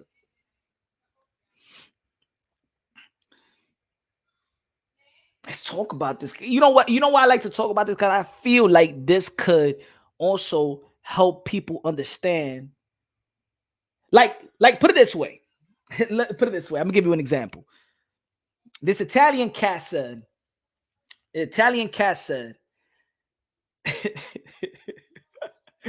put it this way. I got a neighbor, right? When I bought my house, put it this way. When I bought my house, and my neighbor, cool Italian cat, right? He owns a house several like half a mile away, right? And he says, I used to live in that house, but I couldn't live in that house. Man, I can't. There's Dominicans around there, man, and they're like savages, man. They so loud. It's like they bring their host, whatever they have in their house, they bring it outside. The music, they smoke all day. They smoke weed. They play music loud to 2 o'clock in the morning. They just have no respect for the neighbors, right? But look at this. He's talking to me because he at that time he didn't know that I was Dominican, right? So he's going in on Dominicans, right? And in my mind, I could take it two ways. I could say, Diablo, qué racist es de tigre. Or I could say what I know about my people. Diablo está diciendo la verdad. See, I could have pulled the race card and be like, yo, my man. Yo, what you talking about? I'm Dominican too. What you mean? But what he was actually saying was it's true. Dominicans are loud, bro. We play music. Oh, we don't give a damn about the neighbors. We play music till 4, 3, 5 o'clock in the morning. We break night. We smoke weed and hookah all day long outside with our chairs outside, not giving a damn. If we open up the pump, we open up the pump. The police come over here, they close it, we open it again. The police come, we close it, we open it again. Have the whole water running. We are loud. We don't give a damn about the neighbors. We are loud. We talk loud. We party loud. We have our music. We pump the shit at the car, the car radio. We are loud. We don't give a damn. So even if you say something, and I didn't react that way. I just want to know how far he will go. He didn't say anything. He said, and he goes, I love all people. You know what he said? I love all people. I just don't like that culture. I don't like that culture. And guess what? I was like, he didn't say nothing. For me, he didn't say nothing wrong. See, I don't expect everybody to like every culture. See, sometimes it's not even a race. It's not a race issue. It's a culture. Not everybody gonna like the Dominican culture. Not in the Bronx, not in the hood, not in the city, not how we party. Some people just don't party like that. Not everybody gonna like that culture. Yo, sometimes, hey, yo, when you grow out of that and you actually have a job, when you actually have kids and stuff like that. Now it got to the point where, no lie, when I had my son and I'm like, yo, man, damn, bro, on a school night, these guys don't quit. And then I'm like saying, damn, but when I was a little younger, I didn't give a damn. I was one of them. But I understood what he was trying to say. Ain't nobody trying to live in a noisy. Every time you walking, hey yo, every time when I walking inside the building, when I was walking inside the building, when he had the apartment, dudes are smoking in the lobby. Dude is smoking in the third floor. Like everybody's smoking. When you walk into the building, it's like 7 people smoking all day. The whole shit smell like weed, whole cigarettes, beer left out, beers left in the street. We are nasty, bro. I could say the truth, bro. See, I could say the truth. Sometime in the city, how many times you seen a bunch of dudes that got dogs? They let the dog shit in the sidewalk. They don't clean it up. You step on the shit. You're like, man, I want to kill the dog. Yo, go to around the project. You gonna see a bunch of shit balls, shit mohomes and stuff like that. You stepping on muddy shit. Nobody cleans after themselves. But you go to Midtown, oh man, these people, they shit and they clean up that after their dog. They carry that little plastic, they clean after their dog. But in the hood, bunch of shit all over the place. See, I'm being real. This is not about, I could be real about my culture or race. There's goods and bads. We got bad habit, we got good habit. You know what I like about our culture too? Let's say the Latino culture, that we could share one plate and we could share with like 7 people. That's one thing I like about let's say Dominican culture, Puerto Rican culture, Cuban culture, Latino culture. We can have un plato de tostones y un plato de pollo, un plato de carne, and we share it like brothers, bro. We don't be like, you got the cooties and stuff like that. Here, take a sip of the soda, take a whatever. We share. There's other cultures that be like, man, that's my shit, man. I'll leave you some, man. I'll leave you, man. Don't ask me. I'll leave you some. I'll leave you a zip. Y te dejan una saliva. There's other cultures of women. There's cultures of women there's women that wash their hair almost every day. There's cultures of women that wash their hair once every 2 weeks. No, I'm not used to that. I like the ladies that they wash their hairs almost every day. You know what I'm saying? Shit smell like Finesse and Per Plus or whatever they want to use or whatever, right? I know, girl, they know different culture que no se lavan los cabellos for like a week and 2 weeks. Esa vaina, no, así no, mi hermano.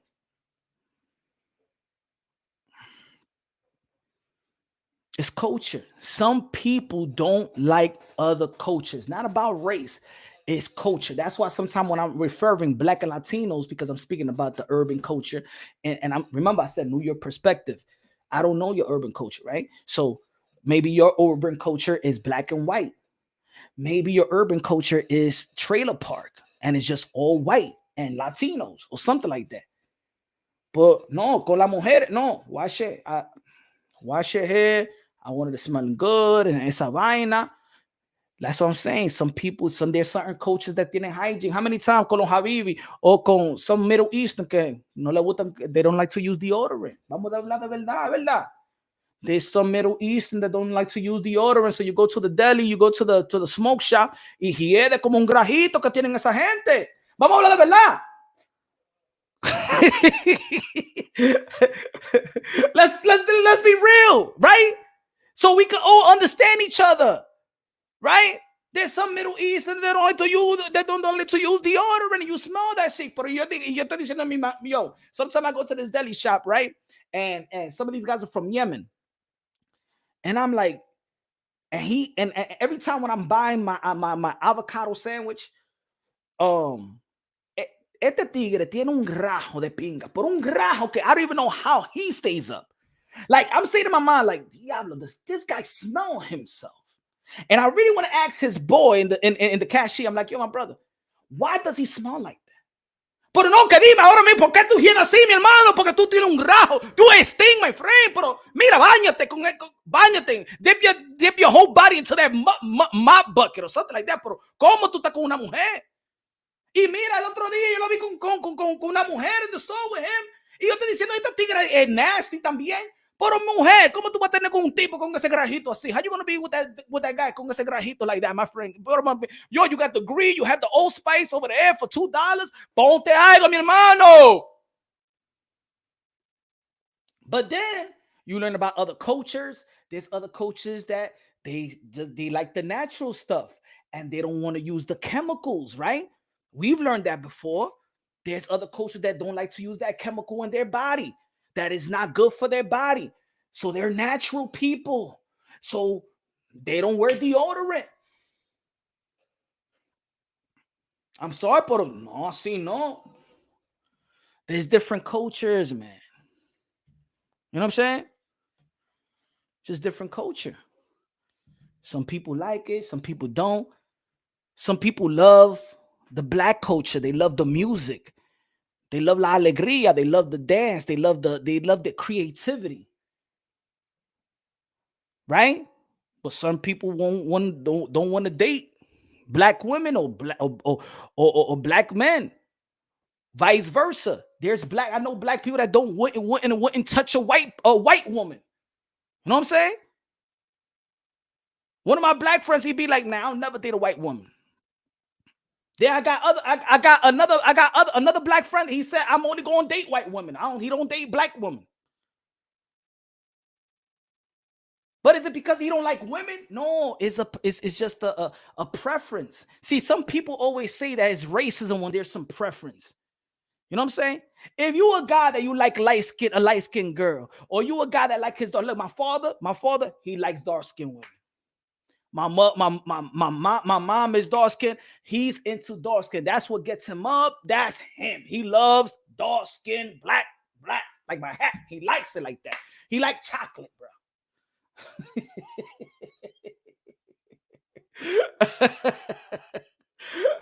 Charles at the cheese got $100 super chat. Cultural studies, CS 101 with punch. That's what I'm talking about. Like I said, yo, boxing translates to life itself. It's good to talk about this, right, folks?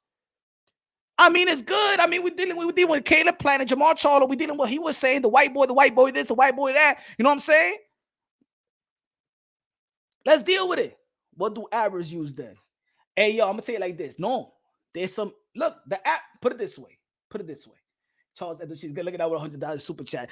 Oh, I'm good. Look at that. I appreciate you, my brother, to the fullest. You already know you, my brother. Get so in the building. He said, "What do Arabs use?" Look, I know Arabs. Matter of fact, I get my cologne from Arabs. Arabs, oh man, they got the great cologne deals. You know what I'm saying? They love their colognes. The Arabs, but then there's certain other Arabs que no le gustan no le gustan eso. They don't like colognes and they don't like deodorant, ni jabón. I don't even know if they like jabón, soap. I don't know. There's different cultures within the Arabs. There's different cultures within the Jews. There's Jews, Orthodox, then there's the other Jews. Man, I love it. Look. I go to, like, ladies and gentlemen, I go to a bar. Most of the people are Jews. But you know what it is? The girls, the women, they're Orthodox Jews. But their men be working a lot. They are undercover. I go to a bar, ladies. And matter of fact, you know what I'm gonna do this week or next week? I'm gonna take a video and I'm gonna be like, "Hey, yo, guys, these people are Orthodox Jews, but they're coming as undercovers and they take off the wig, these girls, and then when they get back in the car, I seen it, brother. Yo, my brothers and sisters, I seen it. These women get back in the car and put their beige stockings, put their little wig back on and go back home. So I know there's a culture with undercover Orthodox Jews that they want to get out that lifestyle, but their man take care of the house. They got a big house and stuff like that. I was talking to an Orthodox Jew and she showed me the picture. I was in the bar. She showed me the video, how she was the day before yesterday. Yeah, and I said, "Damn." And she said, nah, I am like that. My parents don't know I get like that when I'm with the parents. She got 3 kids, but her parents don't know that she don't do that Orthodox stuff.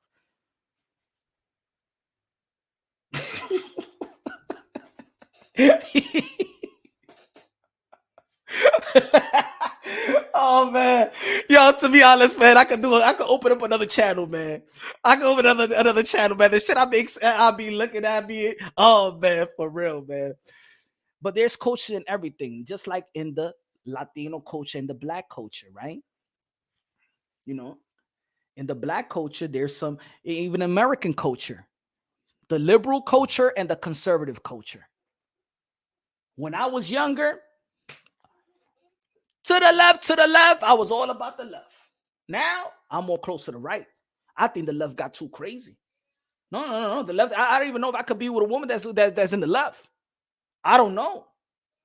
Because the way that they think, the feminists y toda esa vaina y la pajería y esa vaina and the self-victimhood and these politicians that like to ignite the emotions of the, no, the left is gone too left.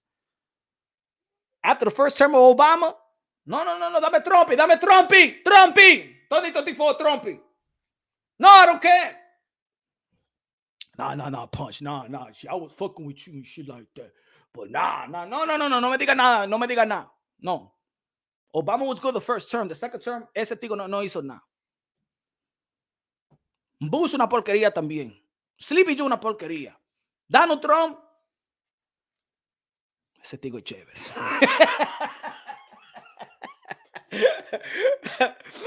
And let me be honest. The reason why I gave Trump a chance is because everybody was telling me not to.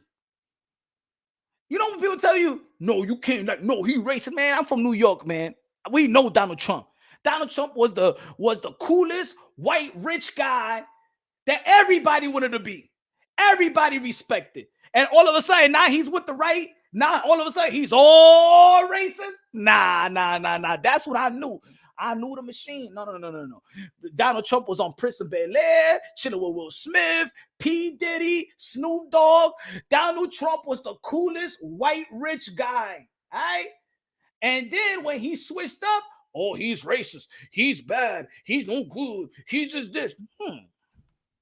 Don't vote for him. Or we don't like him, man. Shit. I said, man, I like Donald Trump, man.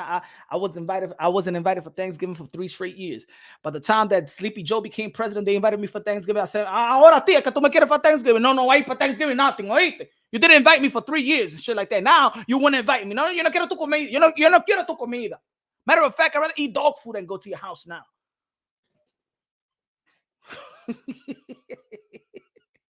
Albert said, I need my gas to go down. Trump 2024.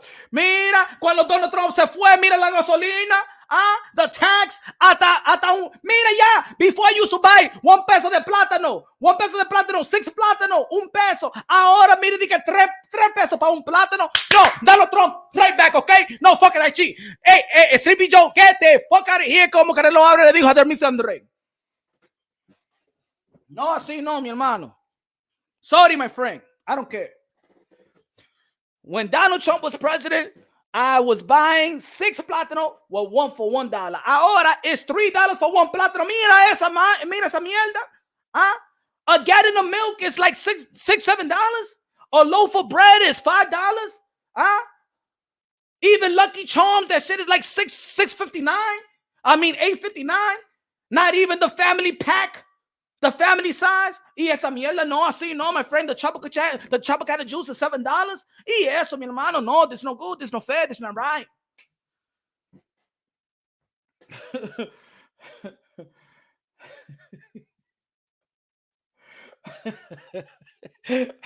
It's no good, it's not right. Sheesh. Yo, you remember back in the days when not back in the days, like several years ago, you go to the supermarket. And with a good $60, you go for the week and a half. No, the other day, a loaf of bread. A loaf of bread. I even thinking about, should I buy ham or just the cheese? Because the ham and the cheese, eso ahí me meto casi $15. Mi hermano, mira, look, the ham and the cheese, before I could get ham and cheese, dame 2 pesos de jamón y 2 pesos de queso. That's $4. Now I buy the ham and the cheese, and it's almost $15 right there. The loaf of bread, boom, it's $5. It comes to $20. Now with a loaf of bread of Wonder Bread, let me get cheese and let me get ham, $20. $20, yeah, mira esa vaina. Y un juguito, tropical juice, boom, $7, $27. Huh? The other day, you know why I buy avocado sandwich? Porque cheap. Mira, the other day I was gonna buy a sandwich con mustard cheese, salami, toda esa vaina. El tipo me dice casi almost $12. Con Hero, on Hero I used to buy for $5 and $6. Y este $12, mi hermano. That's why I love the Chinese restaurant, because the Chinese restaurant, they only go 25 cents up, 50 cents. They don't hide the price. That's why Chinese people is always good in the hood. You know what I'm saying? The Chinese people, they respectable. They hire their prices, the pork fried rice and chicken wing and stuff like that. You know what I'm saying? If it was $7.50, okay, $7.75, $8. Ahí me mito un poquito. La gente, the Chinese restaurant, a little bit, poquito. Pero no, así no, mi hermano. Now you go to the supermarket for 2 weeks. You got to pay like $600. Biden is killing America's small business. For real, it's hard out here for a pimp.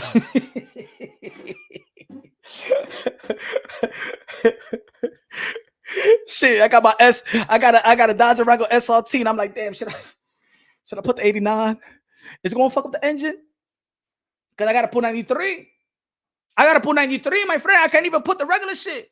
Sometimes the regular shit go low and the 93 stays up. Por diablo, hey, my gas, leave. 93, go down. Come on.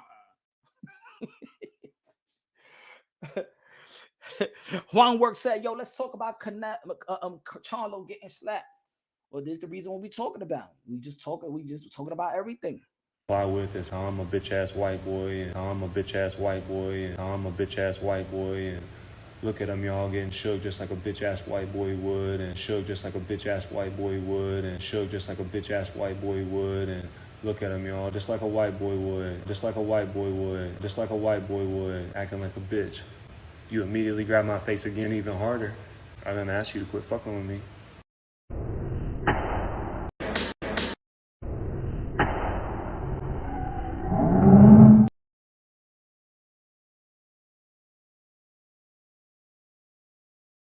Epic, that one.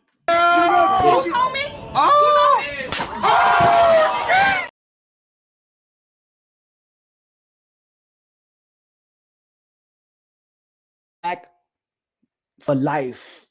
Yo me encanto esa galleta de verdad. That smack right there for me is epic, man. Epic. I love that one. That one is by far the best, because she was disrespectful. And I think there's some similarities in this.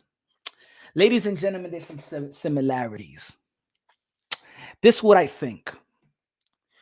Let me know if I'm right or wrong. Let me know if I'm accurate or inaccurate. Let me know if you agree a little bit, half of it, all of it. Let me know when I'm wrong. Society today feels like the black man are holding today's white people accountable because of the white people in the past. They feel like they have the green light to disrespect them, have the green light to talk down on them, feel like they're fearful of their life. Women feel that they're equal to men, that they could talk to a man however they want, put their hands on a man whenever they want, and there's not going to be no repercussions, because society is teaching people that we're the same, got the same strength, same roles. I think that if you let media dictate your actions or your approach or your reaction, you're going to see a lot of youth get in trouble for all the wrong reasons. Let me tell you something, what I feel. I feel that society in America, we came a long way. many race or ethnicity that didn't endure the pains of African Americans in this country have adopted and understood the Black suffering. You know what I'm saying? Have also, if you have that skin complexion in the past, whether if you was Cuban, Puerto Rican, or something, that have that complexion, also experienced that in the past as well. Asians, Chinese experience racism in America, and they don't talk about it a lot. But if you do your educations, racism in the West experience a lot of hate and racism.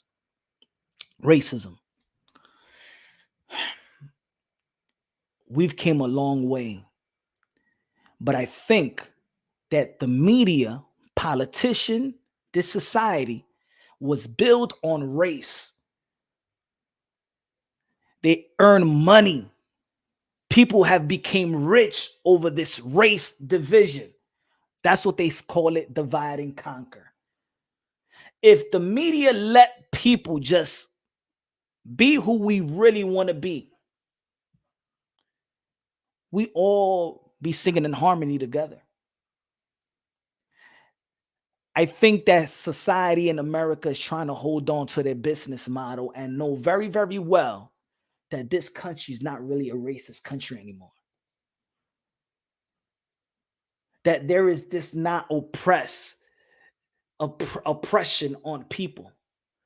Our children are making money off gaming in YouTube, or what's the other shit? Twitch. Think about it. Think about. Put it this way. They put up. Listen to this. You saw the shit that happened in Union Square about these kids that was jumping on the car. There was a little bit of chaos, stupidity as well. You know what I'm saying? We got to hold these teens accountable as well. Let's hold these teens accountable as well, right? That was the highlight. Listen to me. That was the highlight of the week, right? What happened in Union Square. In the newspaper, in the New York Post, and the Daily News, they have the pictures of these teens acting erratic, acting young and stupid, right? But guess what? Why were all those teens there? Because it was two New York young gamers, millionaires that made money, been making money by gaming. Why don't they why be all before that? Why don't they do a story on those kids that became a millionaire gaming and look at it from a positive standpoint? But now all of a sudden they want to talk about these guys in the negative light. But before that, why don't they cover a story of these young urban kids, teens making millions, playing games, enjoying their youth, making millions? Why that's not an epic story? Why that's not in the forefront of the newspaper? Now, of course, these kids got to take accountability and stuff like that. Do they got parents and shit like that? Yeah, the whole nine, the whole thing. But also, I'm going to give credit also to these gamers, these youth that doesn't even, they don't give a damn, because a bunch of youth, it was white, Asians, black, Latinos, Arabs. I see the youth today. They don't care about all this race talk. They don't see it. I got an oldest son. I'm going to tell you like this. My oldest son, I remember at 10 years old. You know what was his question to me at 10 years old? Because he was doing the paper. He was 10 years old, going at 11 years old. And he had to do a paper on Martin Luther King. At 10 years old, my son asked me, Dad, was racism? His best friends at the time is Mark. Mark is Italian and Puerto Rican. His other friend is Jason. Jason is Chinese. His other friend is Jaden. Jaden is black. My son, Hispanic. If you saw his crew growing up, from preschool, that was his crew. From preschool to middle school, going into high school, that was my son's crew. Jason Chinese Asian, Mark Italian, Jaden Black, my son Latino, right? They wasn't raised. They didn't know what color and racism is. It got to the point where one of the teachers that was into politics was implementing that, and I had to speak to the teacher because she was all about this Democrat. She used to talk ish about Democratic. She was just talking so much. I said, man, these kids are not about that. I don't even talk about that shit in my house, or whatever my kid want to vote for. When he grows up, let her vote. You're trying to implement this mindset on these kids. My kid and his friends don't know nothing. They didn't know that Mark was better than Jaden because Mark is white and Jaden is black and Jason is Chinese. It wasn't even about my son ain't know nothing about what racism is till the age of 10, because now that's what they was trying to drill to my son until that boom. That's why I tell y'all folks, whatever you have kids in school, reschool them when they come back home. Hey yo, what they teach you in school today? No, I see no way. Matter of fact, just study this so you could pass the test, but don't embody whatever they're teaching you. Juan Work said, rich and poor, class. Yeah. We came a long way. There's no more race. There's no money, none of that. And real men know not to underestimate any man. I think that's where Jermall Charlo needed to figure out. He underestimated Caleb Plant, not because he's just a man, not because he's just a fighter. He underestimated Caleb Plant's reaction because he was white. He thought he was not going to get that reaction because he was white. He thought that Caleb Plant was less than himself or was soft because he was white. Did he touch David Benavidez' chin or hair? I'm just, look, ladies and gentlemen, I'm going by what Caleb Plant said. Because what Caleb Plant is saying is, you're touching, you don't think I'm going to react like that towards you because of your peers or whatever, whoever's around there, Caleb Plant. You think I'm a soft mother effer because I am white. And if Charlo could feel like that, there is a community of other African Americans and blacks that feel that white people are soft. Real men don't underestimate no man. Real men don't underestimate no man. Every man has a capability of killing. Every man. Any race, from any background. Godly or ungodly. You push a religious man, I'm gonna tell you like this. The scariest mother effers are religious people to me. Because some of these people, they kill for God. You ain't never gonna change their mind. Never gonna change their mind. The guy that you think is quote unquote the pussiest got a heart. A deadly one too. Real men understand that you don't underestimate no man. You got to tell your kids that too. Black, don't underestimate that white guy, think that he's soft. White people don't underestimate that black guy and think that he's soft. Latinos don't underestimate that black or the white guy or vice versa. Don't underestimate that Chino won't fucking drop kick your ass. That happened to one of my boys. My boy Abe, he black. This guy, this is what my boy used to do. Back in the days. We ain't snitching, but back in the days. This guy used to order Chinese food, take the food and run. The woman ain't not going to chase over Abe, and ain't not going to chase over Abe.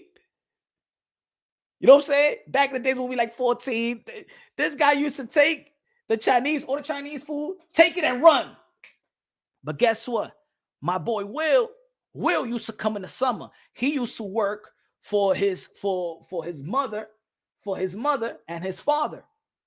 Will was taught martial arts since he was born. Yo, Will was the Jackie Chan of the hood. Abe, at one time, I'm already eating food, and Abe comes, Abe comes to order, and I'm saying in my mind, don't do it. Don't do it. See, Abe didn't know Will. Will is the son, right? Will know how to fight.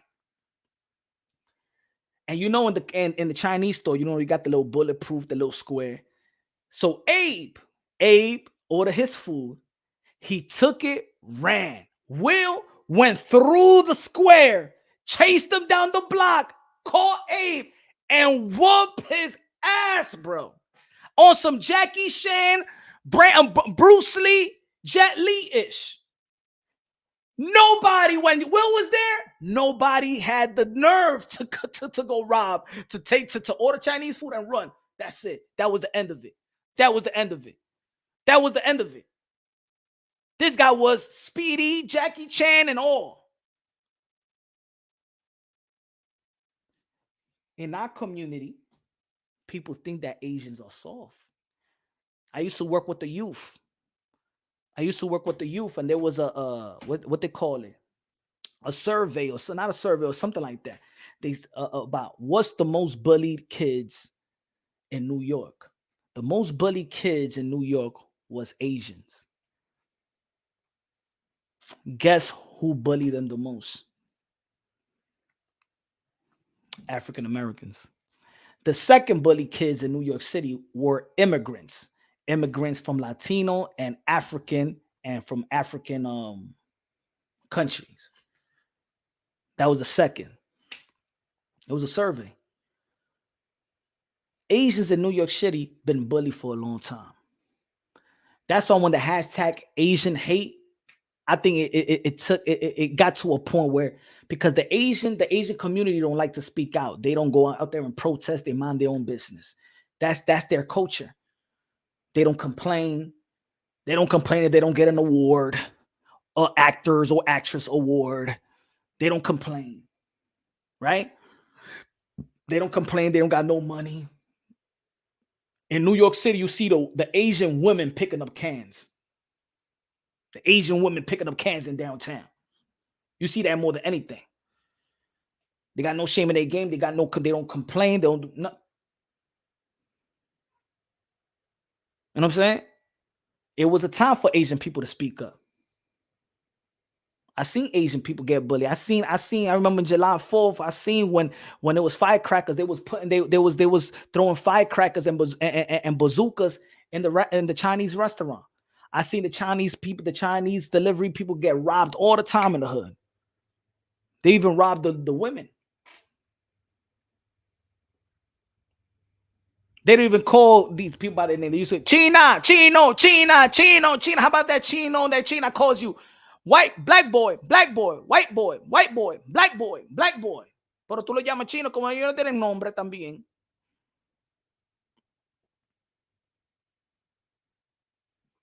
You got to respect each other. You know what I'm saying? And don't think that everybody, that one or another is soft. We all got to respect each other, women and men. We all got to respect our culture. If you don't like the culture, you don't got to be in the culture. Understand the culture. If a culture ain't trying to change your culture, they just doing them. Let them do them. The Orthodox Jews ain't bothering nobody. They do their thing. Chinese people ain't doing they doing their thing.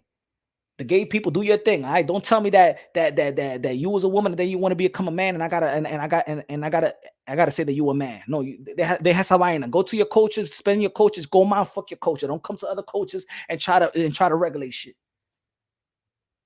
Religious people, you're Christian, don't go out there to a mosque and tell the Muslim people that they're not that they're God or whatever they study. Whatever. Respect each other's spaces. So, Caleb Plant, going back to the Caleb Plant in Charlo, he ain't no soft white boy. And stop thinking that these guys, I'm saying like this, stop with the referring, because I'm gonna say it like this. Every time they say that to Caleb Plant whoops that ass. And then you become more embarrassed. See, that slap is embarrassing because as a man, we all know this. I'd rather get snuffed by a dude, punched by a dude, than get smacked and spit at by a dude. I'd rather get punched in the face, smacked in the face, probably get jumped, than get smacked by another dude. A punch, anybody could get punched. Everybody gets sneaked. But getting smacked, that's like a dude is smacking your manhood away from you, bro. Let's be real. So, again, man, everybody's strong, man. All races, man. Just we gotta stop that. Whoever, look, and for the people, man, just do your education, man. If you're getting my F, you got the self-victimhood, man, quit that. If you don't want somebody to call you a certain terminology or whatever, man, don't do it to them person as well. Don't do it. Don't do it. Don't do it. Because you're gonna be embarrassed too.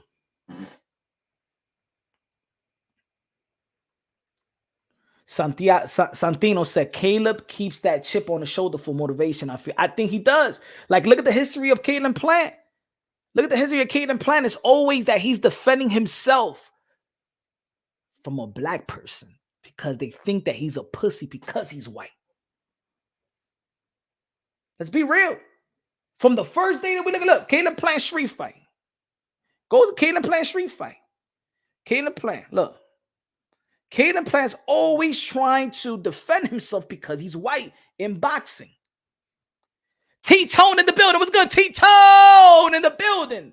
Dímelo, mi hermano. Look at that. Caleb Plant street fight.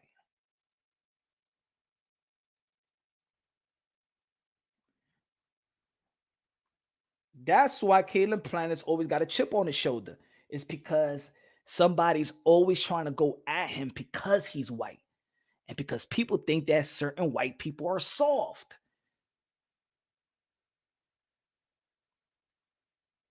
Remember that? Caleb Plant. Box up. Caleb Plant beats Bully with knife. Dude was trying to stab him. That's the first time we heard about Caleb Plant. What was the other fighter that was talking about, oh, I will never lose to a white boy? Anthony Durrell. What was the other one?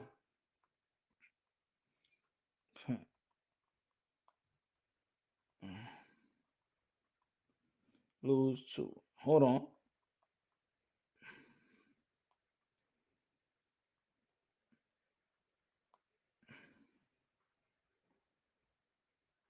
Remember Durrell saying he'll never let a white boy beat him.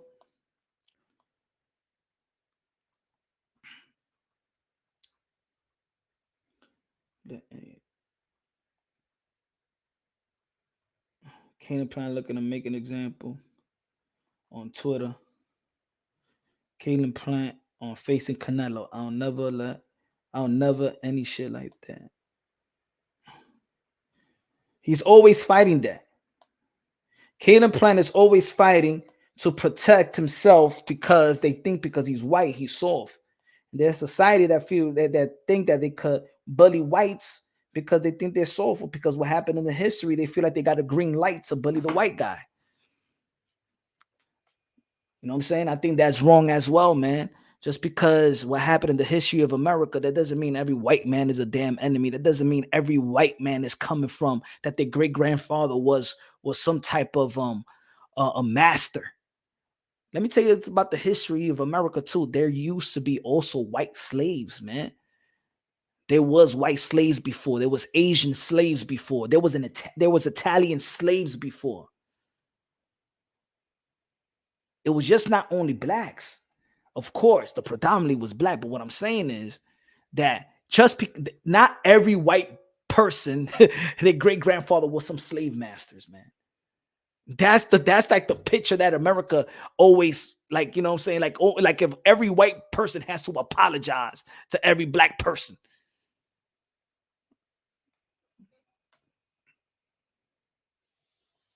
Yo, one with a new member, Juan Work, new member. Good looking out, man. Appreciate you, my brother. Appreciate you. No, but it seems like every time, but let's be real, in boxing, it seems like every time, except for the Lomachenko, even though a lot of people do feel like Lomachenko beat Devin the Dream Haney. Every time in boxing, a black fighter says something of that type of energy that they won't get their ass whooped by a white person, they get embarrassed by that white guy. So please, guys, just stop bringing race into every time.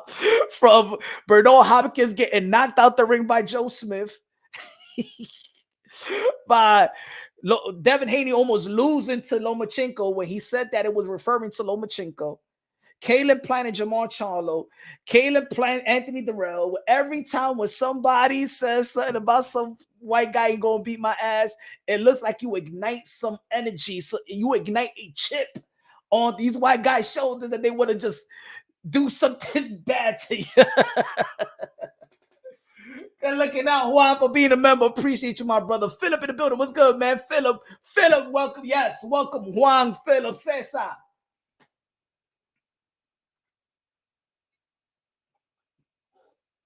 So, ladies and gentlemen, y'all already know tomorrow we back at 7 p.m. Eastern time. We're going to be talking more about Jermall Charlo versus Canelo Alvarez. What's going to happen if Jermall Charlo beats Canelo Alvarez? And the topic of tomorrow I want to talk about, I really want to go deep into the subject.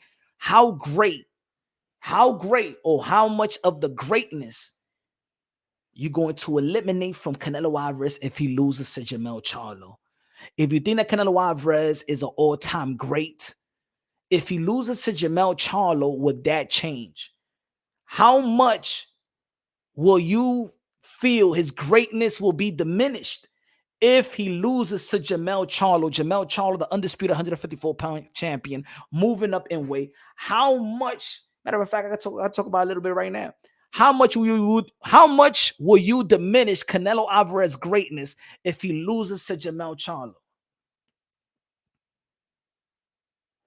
How much? Because I even think it went from Canelo Alvarez after he beat Caleb Plant. It went from Canelo Alvarez being the best Mexican fighter ever, and then he lose to Bivol. Then it went back to no, Julio Cesar Chavez Sr. is the best.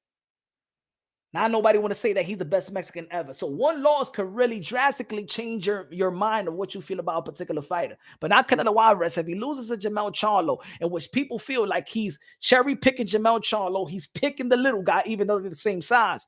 If he loses to Jermall Charlo, how much of his greatness will you diminish? César, con los 2 pesos.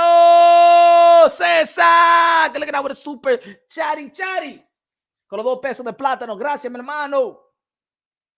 Canelo's going to retire after he fights Benavidez.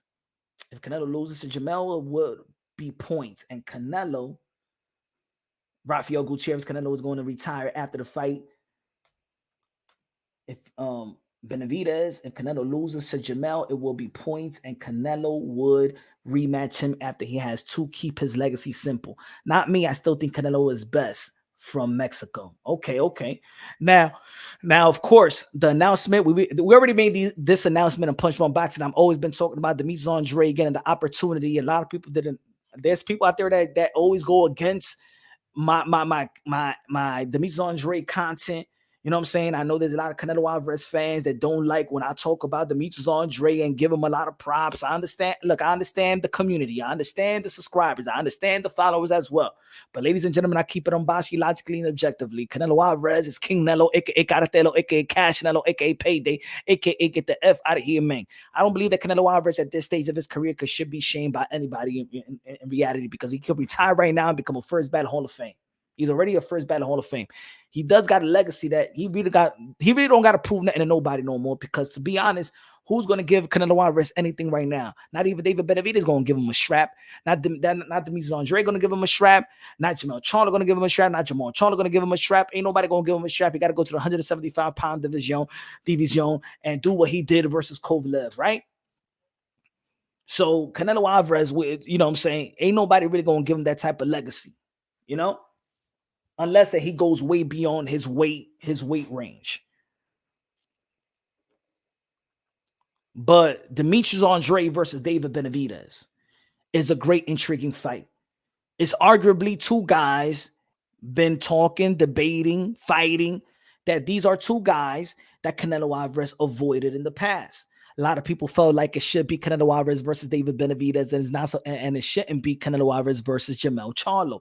Most of the people is asking for this fight. Matter of fact, outside of this Bud Crawford and Earl the True Spence, now that fight passed, I believe the primary fight in the sport of boxing is Canelo Alvarez versus David Benavidez, or the undisputed bout between Tyson Fury and Alexander Usyk. Let's be real. Let's be honest. That's the most asked fight by pugilists, by legends of the game, by most of the fight fans, by Canelo fans, by David Benavidez fans. That is the primary fight for Canelo and David Benavidez. Canelo Alvarez should have fought Demetrius Andre in the middleweight division. That today, if Canelo Alvarez would have fought Demetrius Andre, and let's say Canelo Alvarez would have beat Demetrius Andre, and let's say if Canelo Alvarez would have earned what he already did earn in the super middleweight division, then it would have been Canelo Alvarez at the age, 29 to become the first two-division undisputed champion. It would have never been Bud. It would have been Canelo Alvarez. Yeah, at the end of the day, people want to talk about no punch. Canelo Alvarez didn't avoid. It was Golden Boy Promotions that didn't, you know what I'm saying, sign the paperwork. Well, I understand that I understand that very, very well.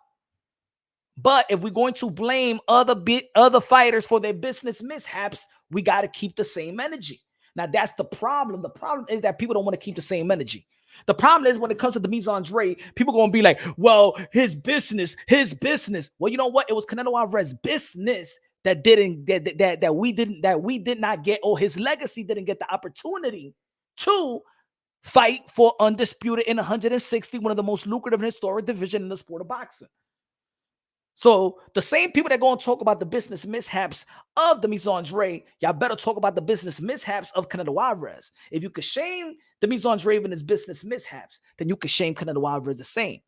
Or just keep the same energy and say, you know what? Demetrius Andre's business handlers has failed him, just like you feel Canelo Alvarez's business handlers failed him, and him to have the opportunity to become a middleweight champion, undisputed champion of the world. Are we good at that? Is that like logical? Is that fair? Is that fair?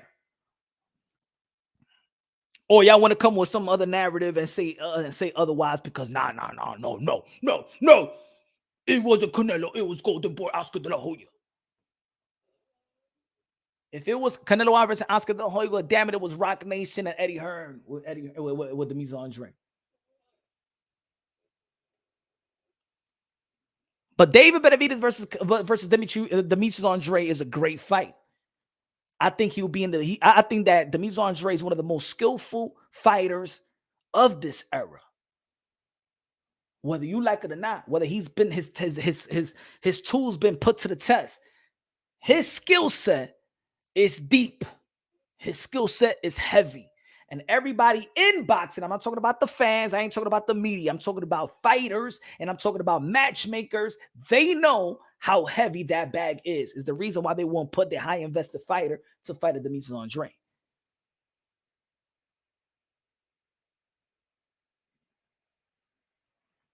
You know what I'm saying? But this is a great fight.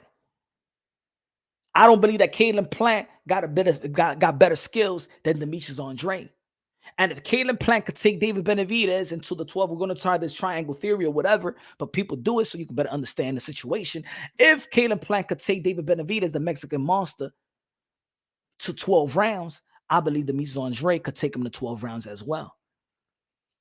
I think David Benavidez never been in the ring with the skill set and the unpredictable and the what you call it, not and the awkwardness of a 6'1" southpaw that could switch, that's really a righty, but fight off the southpaw stance. I don't think he ever been in the ring with somebody of that versatility. Whether you like it or not, I feel like the skill set of Demetrius Andre will always give anybody problems. Anybody from 168, 160, 154, any division he was in, his skill set will give everybody else problems. Now, Well, could David Benavidez, because of his punching output, punching power, size, could he beat Demis Andre? Yeah, if he could come with a great game plan, I believe yes he could beat Demis Andre. But I think that Demis Andre could also beat David Benavidez, who I feel have a lot of holes in his game as well. I don't think his defense is up to par. I don't think when he shoots the right hand, he squares up, and a lot of time he squares up, and where his body's gonna be, you know what I'm saying, open for some body shots. He's open a lot because he throws a lot as well. His offense dictates his defense. I could see a great matchup, a stylistic matchup. I could see a good fight. A good fight. And if Demetrius Andre beats David Benavidez, then I feel like a lot of people will understand why he was heavily avoided. If David Benavidez beats Demetrius Andre, I do believe that having Demetrius Andre in your resume, I think, is as good or better than even a Caleb Plant in his resume, because I just feel in the industry of boxing, the skill set of Demetrius Andre is one of the most difficult skill set in boxing. If David Benavidez could beat that, have beaten Caleb Plant, I feel like, damn, David Benavidez got some good skills to compete and to beat that type of skills, which is not an easy skill to beat. He would need to cut the ring off. He would need to work on his footwork. He would need to work on his accuracy. If Demetrius Andre beats David Benavidez, then you're going to really have to think, that's why he was avoided. That's why Triple G didn't want to fight him. That's why Jermall Charlo said a while ago that what he said we're blackballing him. That's why Canelo Alvarez team said, fuck it, we'll get $5 million less to fight Kovalev than to fight Demetrius Andre. Then what y'all gonna say? Are they gonna say, well, David Benavidez wasn't a monster anyway, or you're gonna have to be forced to give Demetrius Andre his due and his credit? It's a great matchup. Two undefeated fighters, two skillful fighters, two guys that throw a lot of punches. Of course, David Benavidez is known for power and speed. Demetrius Andre, skills, slick, speed, footwork. It's going to be a good matchup, man. Let's see if power beats speed, or the combination of speed and power. If youth beats Demetrius Andre, if experience beats Demetrius Andre. When I'm talking about experience, I'm talking about him as an Olympian and him winning the Pan American Games and winning national Golden Gloves, and an Olympian. He's seen every style. He's beating the guys like Keith Thurman, beating the guys like Sean Porter, beating Charles Hatley, beating guys from all around the world. You know what I'm saying? It's going to be a good matchup. It's going to be a good. So tomorrow we back at it, 7 p.m. Eastern time. Love everybody in the chat. All the members that are showing love. Shout out to Work, new member of Punch Drunk Boxing. Everybody. Let me shout out all the people that send the super chat today. Contribute to the channel. Keep on supporting the channel. I appreciate y'all to the fullest. Shout out to Lee Dre Stevens. Shout out to Raider Reaper. $2 super chat. Shout out to Charles Edward Cheese con los $100 super chat, my friend. Cesar con los $2 pesos. Elvis with the $5 super chat. What's good? Marco with a $10 super chat. Good looking now, my brother. Hi, low, dime low with the $2 super chat. Charles Edward Cheese con los $100 super chat. Little mío. Juan Work, new member of Punch Drunk Boxing. Cesar in the building con los $2 pesos de plátano. Love y'all. God bless. Bass in the building. Rigo in the building. God bless each and every one of y'all. We back at it tomorrow, 7 p.m. Eastern time. Love you. God bless. And on to the next.